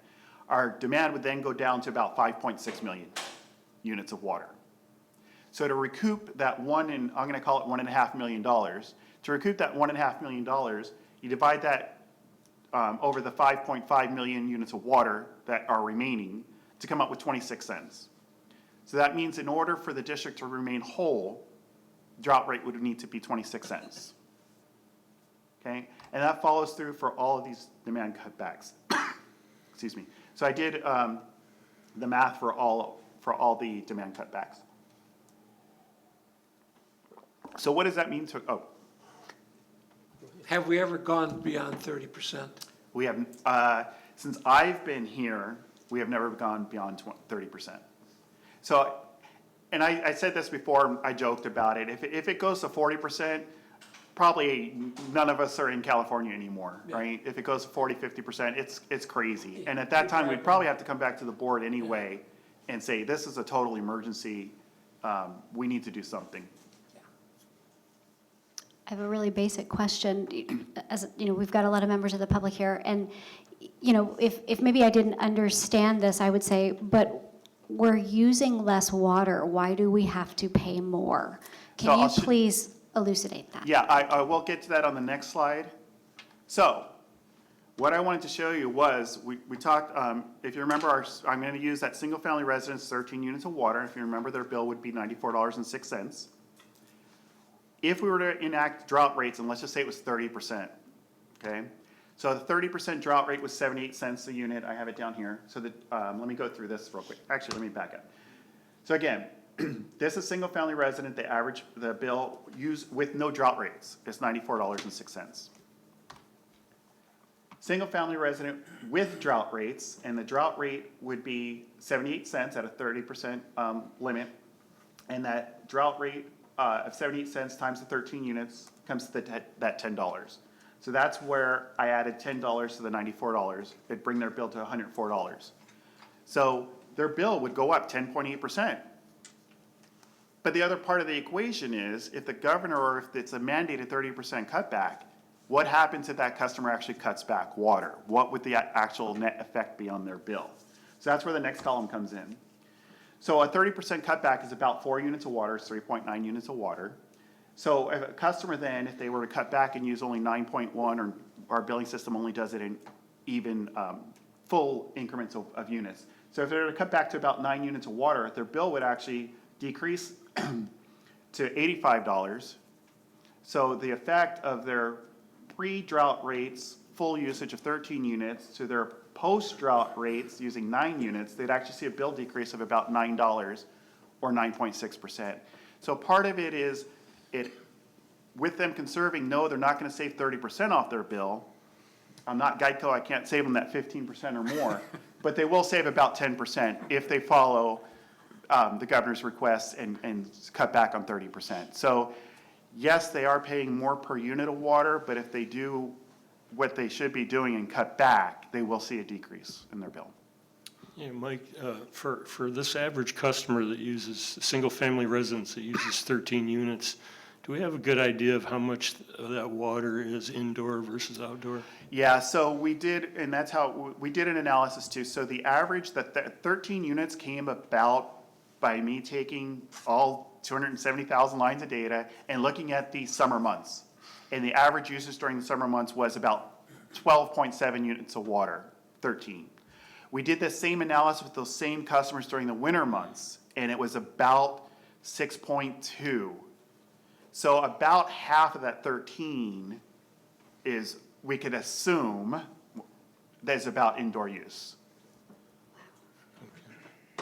Yeah, because any cutbacks are obviously gonna come from outdoor use. Obviously, yes. First. Yeah. And I would say with all the efficiency and conservation things that have been done with indoor water use, there isn't a whole lot more to gain as far as savings. I agree, and even on some of the outdoor use, if people have already, my whole backyard is all basically cement. I have a few lemon trees, but a lot of people cut back and did artificial turf and things like that. That's why when Director Hernandez asked about have we ever seen 30%, I don't think we'll see 30%, but who knows? Thanks. So then I wanted to give, I talked about I do a rate survey, and again, I want to caution, just doing these rate surveys now and in the future are going to be more difficult because agencies are doing things to try to put things on property tax bills and things like that. So doing an apples to apples comparison is going to be harder in the future. And I try to notate that if agency X doesn't have their full costs on their website, I'll notate that to you. As if you remember last time, we talked about the MWD refunds, by the way, and how some agencies are using that to offset their rate increases, but it's only a 1 or 2 year time period. So they're, I wish I had the number in my head, but I don't. But if agency X used it to offset it by 30 cents per unit, it's gonna make their rates on the next slide look artificially low, because next year, they're not only gonna do a regular increase of 6%, say, they're also gonna put back that 30 cents on their bill. So when we get to this slide, and I know it's kind of small, but I think you can see it. So this is the I think it's only 23 on here. I always say 24, but there might only be 23 agencies on here. But this is from May 6th of this year, a survey of all the agencies. And this is, again, single-family residents, 5H meter using 13 units a month comparison. So the range is from the low of about $75 with Lakeside up to about $145 with Padre Dam. The average in San Diego is $109. Currently, Vallecitos is at $92. And with the proposed, it'd go to $94. So we would be 1, 2, 3, 4, 5, 6? 6. The sixth lowest. That's also saying we have desal water. That's also saying we gave those MWD refunds back to the customers. I'm not sure if any of these 5 below us are using it to offset, but if they were, again, their numbers are skewed a little bit lower. So I just want to let you guys know that. So again, it's quite remarkable, in my opinion, that we have the supply of desal water, we have all these other things going on, yet we're still 6th lowest, even with these proposed changes. Mike, is it also safe to assume that you're presenting current rates from the other districts and proposed rates from Vallecitos? So they're gonna be going through the same process, probably right about the same time, and their rates most likely are gonna go up a little bit. And so that, it may even be, we might end up being in the bottom 4, possibly. Potentially, and I did this study on May 6th. Now, there was 1 or 2 agencies that already had rates that were gonna go into effect July 1st of 2022. I put those rates in here because they were known. Now, if someone is right now going through a Prop 218, or just approved a Prop 218, those wouldn't be captured in here, and you are correct. Okay, thank you. And then what I wanted to do, I love numbers. So, I found a survey we did 5 years ago. So in 2017, VWD's average cost for a single-family resident, 13 units, 5/8 meter, was about $85.54. Well, was $85.54. With this proposal, it'd go up to $94.06. So in a 5-year period, that'd be an $8.52 increase, or about 10%, for an annualized increase of 1.92%. The average, and I told you it was 109, the average back in 2017 was $89. Right now, it's $109, an increase of $20 per month, or 22% over that time period. Annualized 4.14. So even with Vallecitos having the supply of desal water, we're about half, less than half of the increase of the average within the 24, 23 agencies that were surveyed. So real quick, in 2017, we were $3, about $4 below average. Right now, we're $15 below the average in the San Diego area. In 2017, we were 4.2%, that $3, that $3.71 equates to about 4.2% below average. We're now 14% below average, even with these rate adjustments that we're proposing. So with that, our next steps is we're asking that you approve the mailing of the Prop 218 notice so that we can schedule a public hearing for September 28th, 2022. And if there are any other questions, I'd be happy to answer them. I do have some other comments before, so, but if you have questions for Mike right now, it'd be a good time. I just wanted to point out, I found a typo. Uh-oh. UEMA. And I wanted to point it out because I wanted to prove that I'd actually read it in detail. I probably slipped it in on purpose just to make sure. You're pretty sneaky. So on page 5, on that paragraph at the bottom there. Well, page 5 was John's presentation, so, no, I'm only kidding, John. On the notice, Oh, on the notice, okay. yeah. Yeah, and that's why we have a few days to make some corrections, and I do need to take out one line of the Prop 218. There's a line that says about the internal cost will be 4%. That whole sentence is gonna be eliminated from there per our, Okay.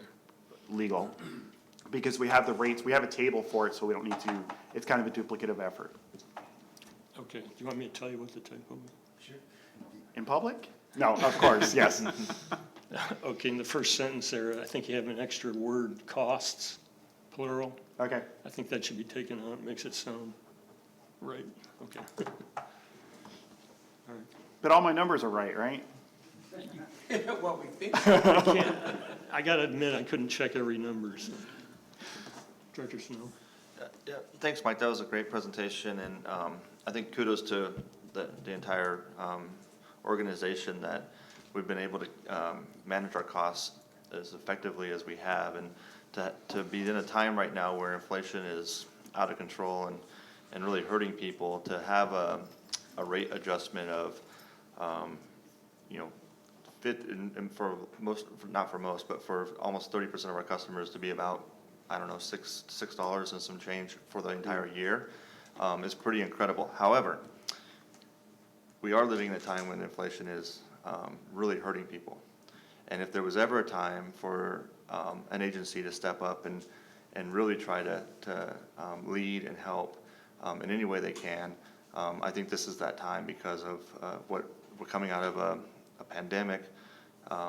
We got inflation that I have not seen in my lifetime. I heard it was like this back in when Carter was president, but I was probably 4 years old.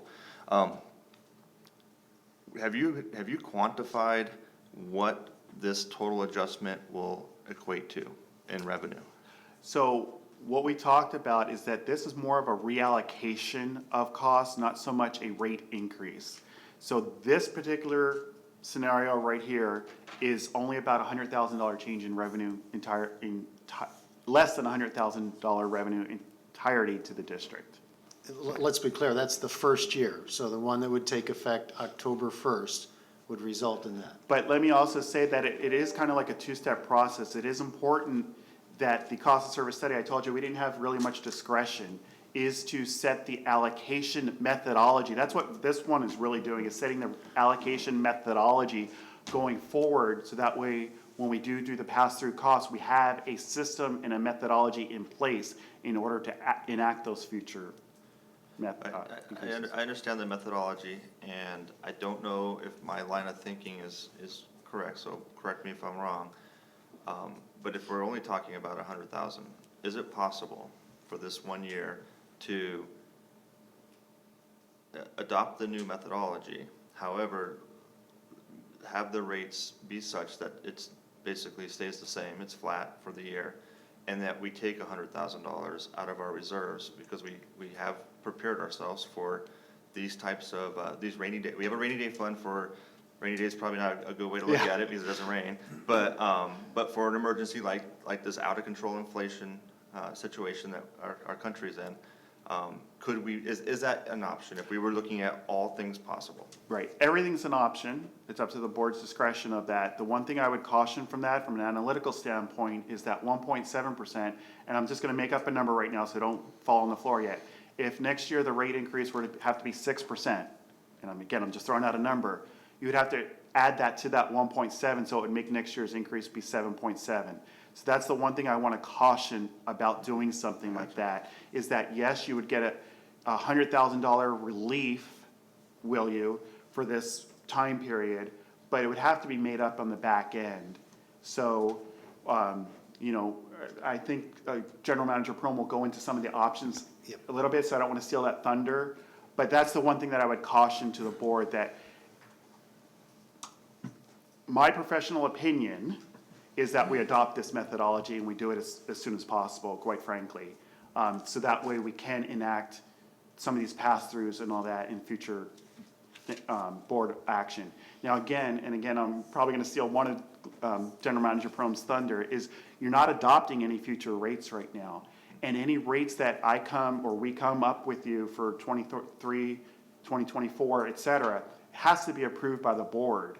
So right now, you're just setting approving the Prop 218 being mailed out and setting that public hearing. Yeah. No, I understand, but if, I just want to make sure that we explore all the options, that we know what options we have available to us as board members. And also, if we were to do something like I suggested with draw from our reserves, we would we, I guess we would still have to do the 218 process because we're changing the methodology, even if we're not changing the rates for the customers. So I was thinking, kind of as I was talking, that maybe there would be some cost savings if we didn't have to mail 22,000 letters out to everybody, but didn't add up, so unfortunately. I have a couple of questions. Sorry. So you answered my question that we are not approving rates for 5 years. That I wanted to make sure that I understood that.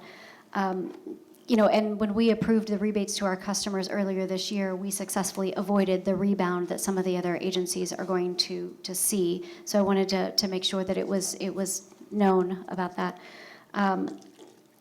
In the Prop 218, will it clarify that we are only talking about water rate increases and that the ready to serve is a separate issue?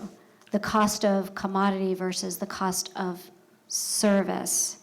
So let's say folks, you know, they read the 218 and they're expecting, you know, if we pass the increase and they expect that that's the exact percentage or the exact number that their bill will go up, and then they see their next bill because it doesn't consider the cost to provide the service, they're ready to serve. I just want to make sure that that's really clear so that, you know, so that we can all be well informed. I just do want to clarify one item, is that the ready to serve would also increase. The ready to serve, there's a ready to serve portion from the San Diego County Water Authority that would also increase along with the commodity. So it's two separate components on their bill. So and then there's also the internal cost component. And the good thing that I think that we're doing to kind of protect the ratepayers is we know that the CPI, the latest I saw was at 8% somewhere, probably went up to 9 at one point. But we're putting through that the maximum we can pass through is 6.5% in any 1 year.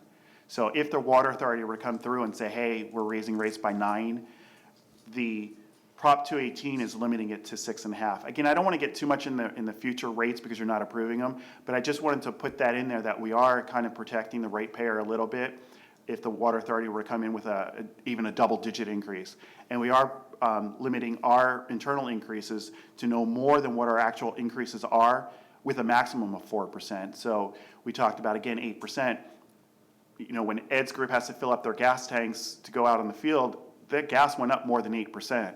It went, you know, we all know that, but we're still limiting, we're putting some limits in place to help check that.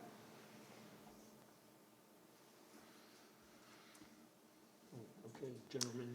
Yeah, so some of the comments I'm going to make were already made, but I think some of them bear worth repeating, and they may touch on some of the issues that are brought up. So first of all, no wastewater rates are being proposed. I think it's been 7 years now since we raised wastewater rates. That's pretty incredible, but let's focus on water rates. Again, I'll say it again, the board is not approving rates tonight. The board is doing two things: approving a Prop 218 notice for release and setting a public hearing for September 28th. And when they conduct the meeting on September 28th, the board will only be adopting instantaneous rates. Future rates will be, a methodology will be established. So I'll say it will have been 2.5 years since we raised water rates. I think the last time we raised water rates was March of 2020. So if the new rates went into effect in October of 2022, that'll be about 2.5 years. And in that time, inflation has gone through the roof, particularly the last year, and the water authorities raised their rates considerably. So I think we've done a really good job of absorbing those cost increase, and at some point in time, you can't continue to absorb them. This was touched on, but I'll just reiterate, the proposed initial adjustments, so that year one, have virtually no impact on overall revenue generation. So it'll bring in about $70,000 more, but that's out of a $70 million budget, right, on the water side. So it's a relatively small number. What it does is it reallocates the costs based on the demands that our customers place on the system, and that's what the cost of service study is all about. Some customers will see mild increases. We talked about the typical single-family residential using 13 units, they'll see $1.62 a month. Some will see a decrease, but in balance, it'll be about less than $100,000 total increase to us.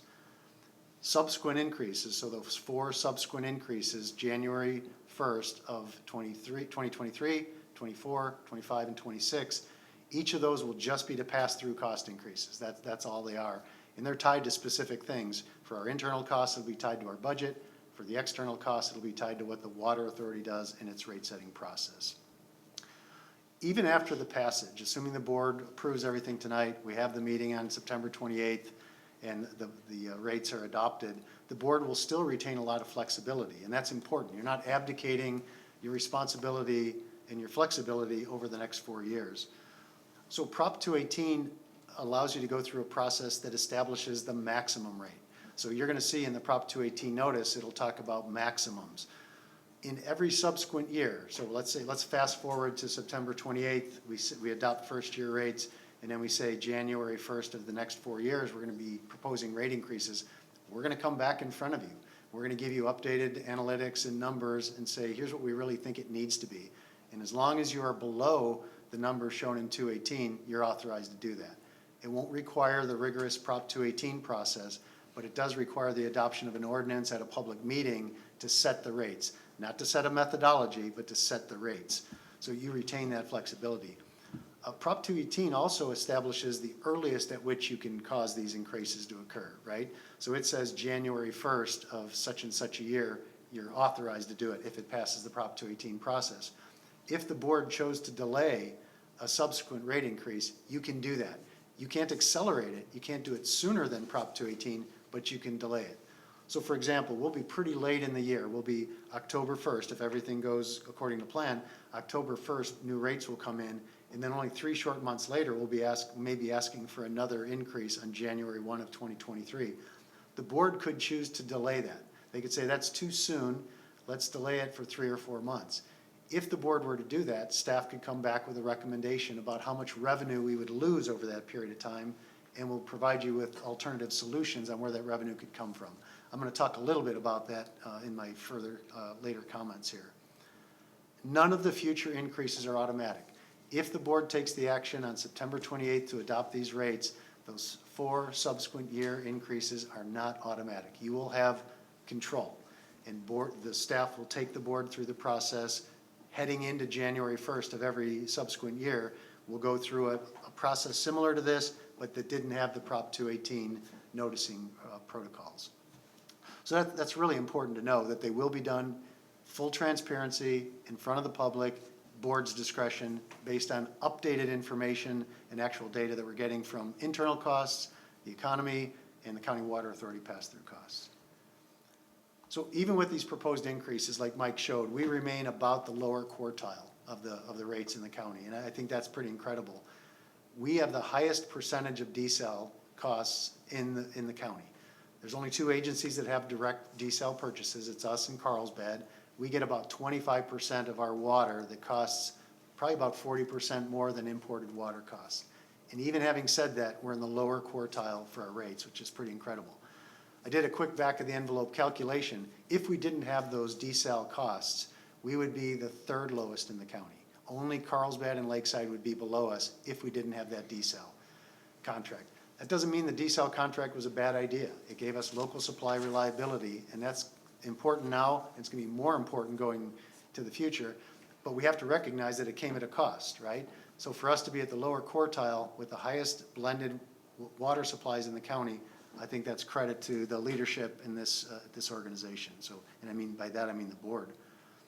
Even our most impacted customers, this first initial one, will see an increase of about 2%. So when you see inflation at 8%, County Water Authority increases at about 6%, passing through at 2% is pretty reasonable. I don't like proposing rate increases any more than you like having to consider rate increases, but at some point in time, we have to acknowledge the reality. So I do want to bring up one thing that, and President Elitharp asked me about this at our pre-board meeting. He was asking about the County Water Authority lawsuit with Metropolitan, and we got some refunds from that in the past. We had 2 previous refunds. One was about 1.7, one was about 1.2 million in my recollection. So in two cycles, we got about $3 million of unexpected revenue that came in. And the board elected to refund that money back to the ratepayers. And we established a methodology, the board approved it. So the good news is that we are now in possession of a 3rd refund. It's about $374,000, and I just heard from President Elitharp that there's an additional $15,000, so almost another $400,000 that the board can consider. I knew this about 2 months ago, and I intentionally did not bring it in front of the board because I wanted to couple it with this, because I wanted to give the board some flexibility. So I mentioned before, if the board chose not to enact a rate increase on January 1 of 2023, we can do that, we can defer it, but there's lost revenue, right? This refund from the Water Authority Metropolitan lawsuit is a potential resource, about $400,000 for every month. By our estimates, we don't know the numbers yet, but by our projections, starting January 1st, every month we delay the rate increase, we're gonna lose about $160,000 in revenue per month.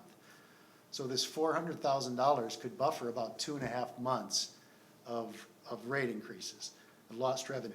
So if the board said, hey, January is too soon after October 1st, let's delay it a couple months, the Water Authority refund will cover that. So we won't have to dip into reserves. It's just an option. I'm not asking for the board to give me a thumbs up or thumbs down. It's for the board's consideration at a future date. If the board wants me to bring that CWA, MWD refund back for the board's consideration separately, I can do that as well. I just didn't want to have you make a decision on that and then wish you had held on to it to offset rate increases. So we did it intentionally, but happy to hear the board's direction on that. So that's really about it. As a reminder, again, you're not proving things today. It was nice to see a good turnout by the public. I hope that the information we provided was clear, and be happy to answer any questions that the board has. Okay, any questions? Director Boyd Hodgson. Thank you. I'm sorry, I think I missed, why is it potentially possible for us to be considering another rate increase in January? I missed that. Can you please explain it again? So I'll take part of it, Go ahead. if you don't mind. So with our budget, so the Water Authority passes their rate increases, their increase is going to affect January of every year. So the rate increases that we got notice of in June, July is about 5.8%. That's not included in the 9406 that's up here. Their rate increases aren't included in this. So it's the pass-through amount that's going to be coming through from the Water Authority. And so now I have a follow-up question. Why do we do this as a two-step process? Why don't we consolidate it, and we could consider this unexpected windfall all at the same time and lessen the impact and do it all at once? And I think that would be more palatable by the public. I'm sorry. I was going to say, you could probably do that on September 28th. That would probably be the time, if the board were to adopt certain rates and wanted to do something else in conjunction with whatever rates they adopted, you can give us that direction at that point in time. Go ahead. I think what he's suggesting is that if you adopted the rates, you would defer the effective start date of those rates to January, and that windfall would allow you to have the revenue to cover your shortfall during that period of time. But he's not suggesting you do two different rate adoptions, I don't think. No, I'm not. I'm not suggesting two different rate adoptions. Well, let's be clear.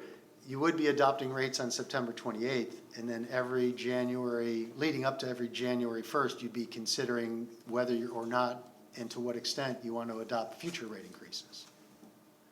Independent from this conversation about the Water Authority MWD refunds. Okay, thank you. Okay, Director Hernandez. I'm sorry the public left, because this was an opportunity to tell some of them about the great, what have we done? Well, we have kept these rates low. We have utilized the desal, plus some of the other great things the county has done to keep the rates low and to address the governor when he suggested that we do a 36% reduction in our use. We were able to show them the good things we have done, and we got it, I think, to 16. So they left too early, but maybe they'll hear it on the video. We can speculate, but they might have left because their concerns were, they were relieved of their concerns, because I think most of them are probably in Tier 1. I know some of them, and so they're probably looking at it maybe a $6.20 annualized increase, right? So it's, that they're probably like, oh, okay. Yeah, I'd like to think we told a good story. Oh, no, I know we did, but. Director Pennick. Just a couple comments. One, excellent job. Thank you. You did tell a good story, and I appreciate you trying to keep the rates so low. One, I think the methodology that we're approving, or that we're is up before us, I like it because it prevents spiking, like what I think you alluded to that. I mean, and I appreciate, Mike, what you're saying is, it'd be nice to give like a year during this hard time, but then there's gonna be a spike, like we're gonna have to get it back. So I like, a gradual slope is a lot better than a spike, so I appreciate that part of it. And then things like other revenue sources, when this hillside project is built really soon here quickly, because Jim's gonna get, that revenue, does that go straight into to the budget? Can that be used to offset rates? How are some of those additional sources of income, revenue sources utilized? So Mike mentioned the property tax, the 2.5 million that we use to keep tier 1 and tier 3 tier 1 and tier 2 increases low. That's called non-rate or discretionary revenue. Right. Any revenue that we got from the hillside property, I believe, would fall in that same category. Okay. And the board would have the flexibility to use those funds at their discretion where they want. They may be able to target certain sectors to help those sectors out, as opposed to the rate revenue where you're really bound by 218, how you utilize them. Gotcha. All right, Jim's gonna get on the stick and get that thing built. And then last thing, what's Carlsbad doing that we're not? I mean, they're using desal and they're one of the lowest. What's going on there? Well, Sorry to bring that up, I just former wanna know. employer, but cities do their accounting differently. Absolutely. So I wouldn't say they're hiding costs, it's just the way they get rolled into costs. It's not always an accurate reflection of the cost of it. Okay. I worked at City of Carlsbad with Glenn. Yeah. And I used to do the rates. Now, this was 20 years ago. Let's hear it So there from weren't the as many rules, but there are differences that can be done. As they're presented to the public. Yeah. Well, I'll give you a simple example. Yeah, I mean, I'm all good with So transparency. like a city will have a water department, not a special water district, like Carlsbad has a Carlsbad Municipal Water District, right? They don't employ all the people that they need, so they'll rely on the city for certain services. So they'll have water operators and the general manager over in the water department, but they'll have finance people and attorneys not in there. And they do some billing to say, oh, we think you use this much of our attorney services, so we'll charge you that. So it's that, I don't know that they accurately reflect all of those costs. It's an allocation issue, I got you. Yeah. Okay, no, I was just wondering. I said it in jest, but I really wanted to know, but thank you, no, good job. All right, if there's no other discussion or questions, I'll entertain a motion to approve the Prop 218 notice mailing and to set the public hearing for September 28th, 2022. Move to approve. Second. Okay, it's been moved to approve by Director Hernandez, seconded by Director Pennick. Please vote.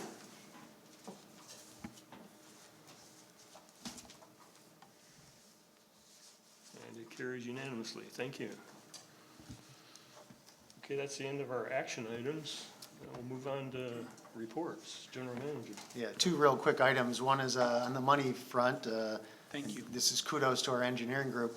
So we have a project called the chlorine contact tank. We want to improve the capacity there for producing recycled water. We already received a grant for that project for $800,000, and we just received approval for a grant for another $1 million towards that project.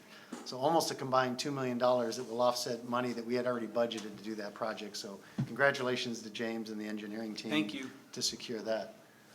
Thank you, John. John, thank you. Thanks, John. And So, sorry, I missed, who's the grant coming from? so the first one, the 800,000 was from the federal government, and this one is from the state. So, and there's a possibility we may be able to get some more federal money depending on what the cost of the project is. They have certain limitations. You can't go above 25%. So if your costs rise, your grant match may rise as well. Second thing I want to talk about was, recall that we, the young kids, my wife's 5th grade class that came in here, just want to let you know that yesterday we delivered the big rain barrel. We delivered them a smaller rain barrel before school ended because we couldn't get our hands on the bigger rain barrel. It came in a couple weeks ago and we delivered it today. So they now have the big rain barrel. Good. We dropped it off at their school and they're installing it. Hopefully it'll be installed before school opens. So who gets to install it? It's the school district staff. Our role was to drop it off at the curb, so we slowed down the truck, pushed it off the back, and took off. They were happy to see this thing show up. That's right. And we did already get those little trash pick-uppers to them, right? We did, yeah. They love those things more than the rain barrel. That's what I was wondering. Yeah, and the last thing I want to say is thanks to the team, the finance team going through this Prop 218, everybody, but in particular Mike. Mike Arthur is amazing with the numbers, and John with his work on the cost of service study. So and thank you for your support tonight. That's all I have, President Elthar. Okay, thank you. District Legal Counsel. Just a short report, as you know, the legislature will be in session closing out in August, and there's probably two bills at least that you are of interest. The one is AB 2499, which I've mentioned is the teleconferencing bill that would allow us to continue teleconferencing for board members outside of the normal limits where you had to post notice on your hotel room. So that one is moving forward. It's in its third reading. The other bill is SB 222, which is the Water Rate Assistance Program. This is being renewed by Senator Dodd. Aqua is encouraging or leading a coalition to oppose this, not on the point of water assistance, but the way the bill is written and would be impacted. So they're working through that process to try to adjust it so that there would be a means to provide financial assistance for both drinking water and wastewater services to low-income folks. They just don't, this bill just isn't the proper means to do it. Would create other problems, particularly for us local agencies. 222? No, 3 2s. 3 2s. 3 2s. Okay, thank you. Next is San Diego County Water Authority. I'll try to be brief. The board had its regular board meeting on July 28th. A couple items of note. The board authorized the general manager to award a construction contract to JF Shea Construction in the amount of $16,850,000 for the Pipeline 5 relining North Twin Oaks Valley Road to crossover pipeline turnout. Second item of note, the board adopted a resolution authorizing the general manager to apply for Prop 1, Round 2 Integrated Regional Water Management Implementation Grant for $16,084,697. To accept the grant funds that are awarded and enter into contracts to distribute the funds to the project sponsors. Now, there was 6 projects that were submitted for grant funding, and I just mentioned one of them that's probably of most interest to us is Livenhain Municipal Water District is receiving about $3.7 million for the North San Diego Water Reuse Coalition Regional Recycled Water Program. Since we supply wholesale reclaimed water to Livenhain, that would be of interest to us, I believe. That's $1 million advance for Oh, good, okay, there you go. And the last item, we've already, General Manager already touched on it, but the board, out of closed session, the board approved disbursement to the member agencies of $411,888, payment of our attorney's fees and costs from the MWD litigation. That this portion was lost on appeal, and so that was awarded to us. And so our portion of that $411,000 is, like the general manager said, almost $15,000. That was good news. And with that, we'll move on to Encino Wastewater Authority. Our capital committee will meet next week. And Policy and Finance met on August 9th. It was a pretty quick meeting, just a couple of housekeeping items. We had an overview of the tactical plan and an update on its status. And then we went through a review. Agencies are required to review their policy on conflict of interest code. And we went through that, and I think there was a couple minor tweaks about the general manager's authority to, dollar amount that they can approve and that kind of stuff, but nothing significant. Okay, thank you. Next is standing committees. We had an engineering committee, and we heard the preview of the capital improvement annual report. Okay, thank you.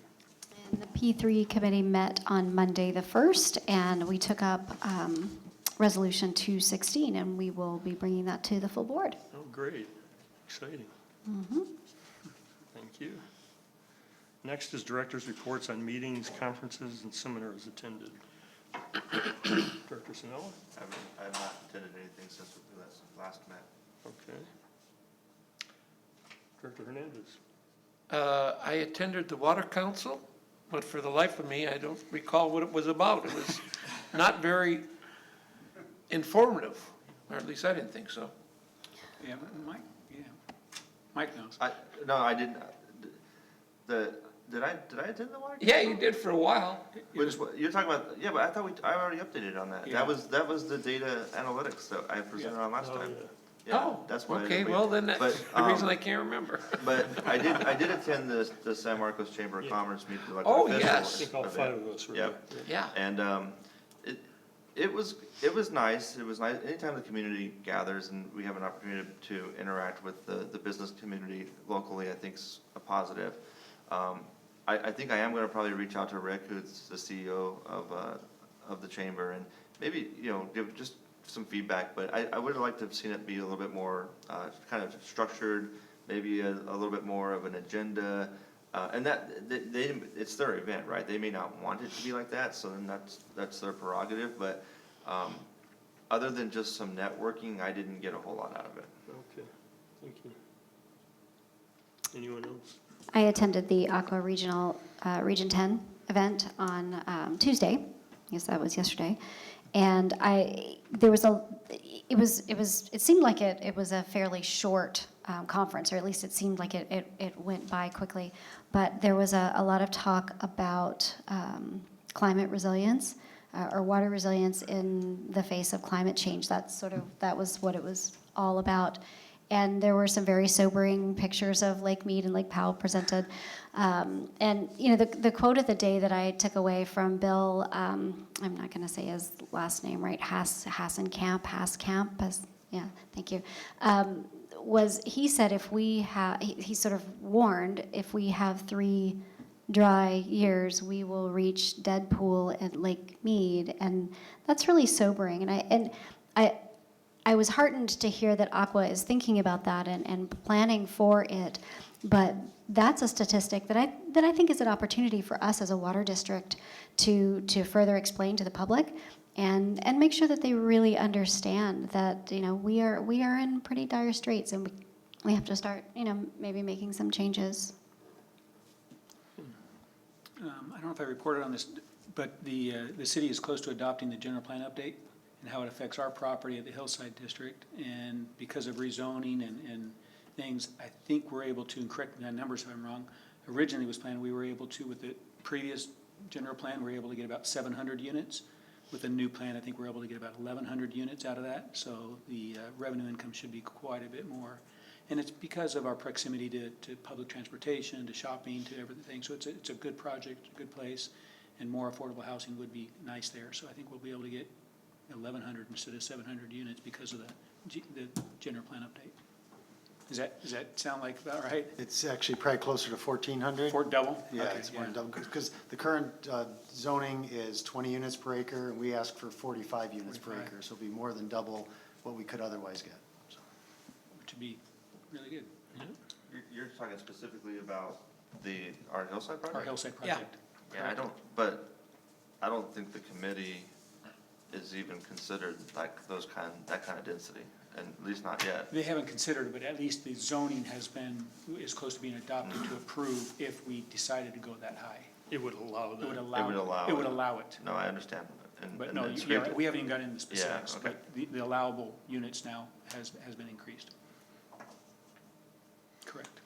Okay, well, I'd just like to say, like the rest of us, I attended the Meet the Elected Officials event, and it was good for me personally just to get back and see people I hadn't seen in 2 years because of the pandemic, so I gave it that as far as value, so. Anyway, let's move on. There's information on meetings in the Association of California Water Agencies Fall Conference at Indian Wells. Yeah, and President Elletharp, if I could ask that you all respond to Anthony or Ann by Monday to whether you're attending that or not. We've only heard from 2 of the 5 of you. So, Okay. thank you. I will not be attending. Did I respond? Yes. Okay. I plan to attend. Oh, the Indian? Oh. I plan on attending, yeah.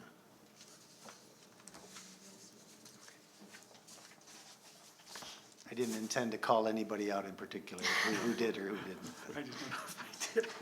Okay, Last, director comments and future agenda items. Anyone?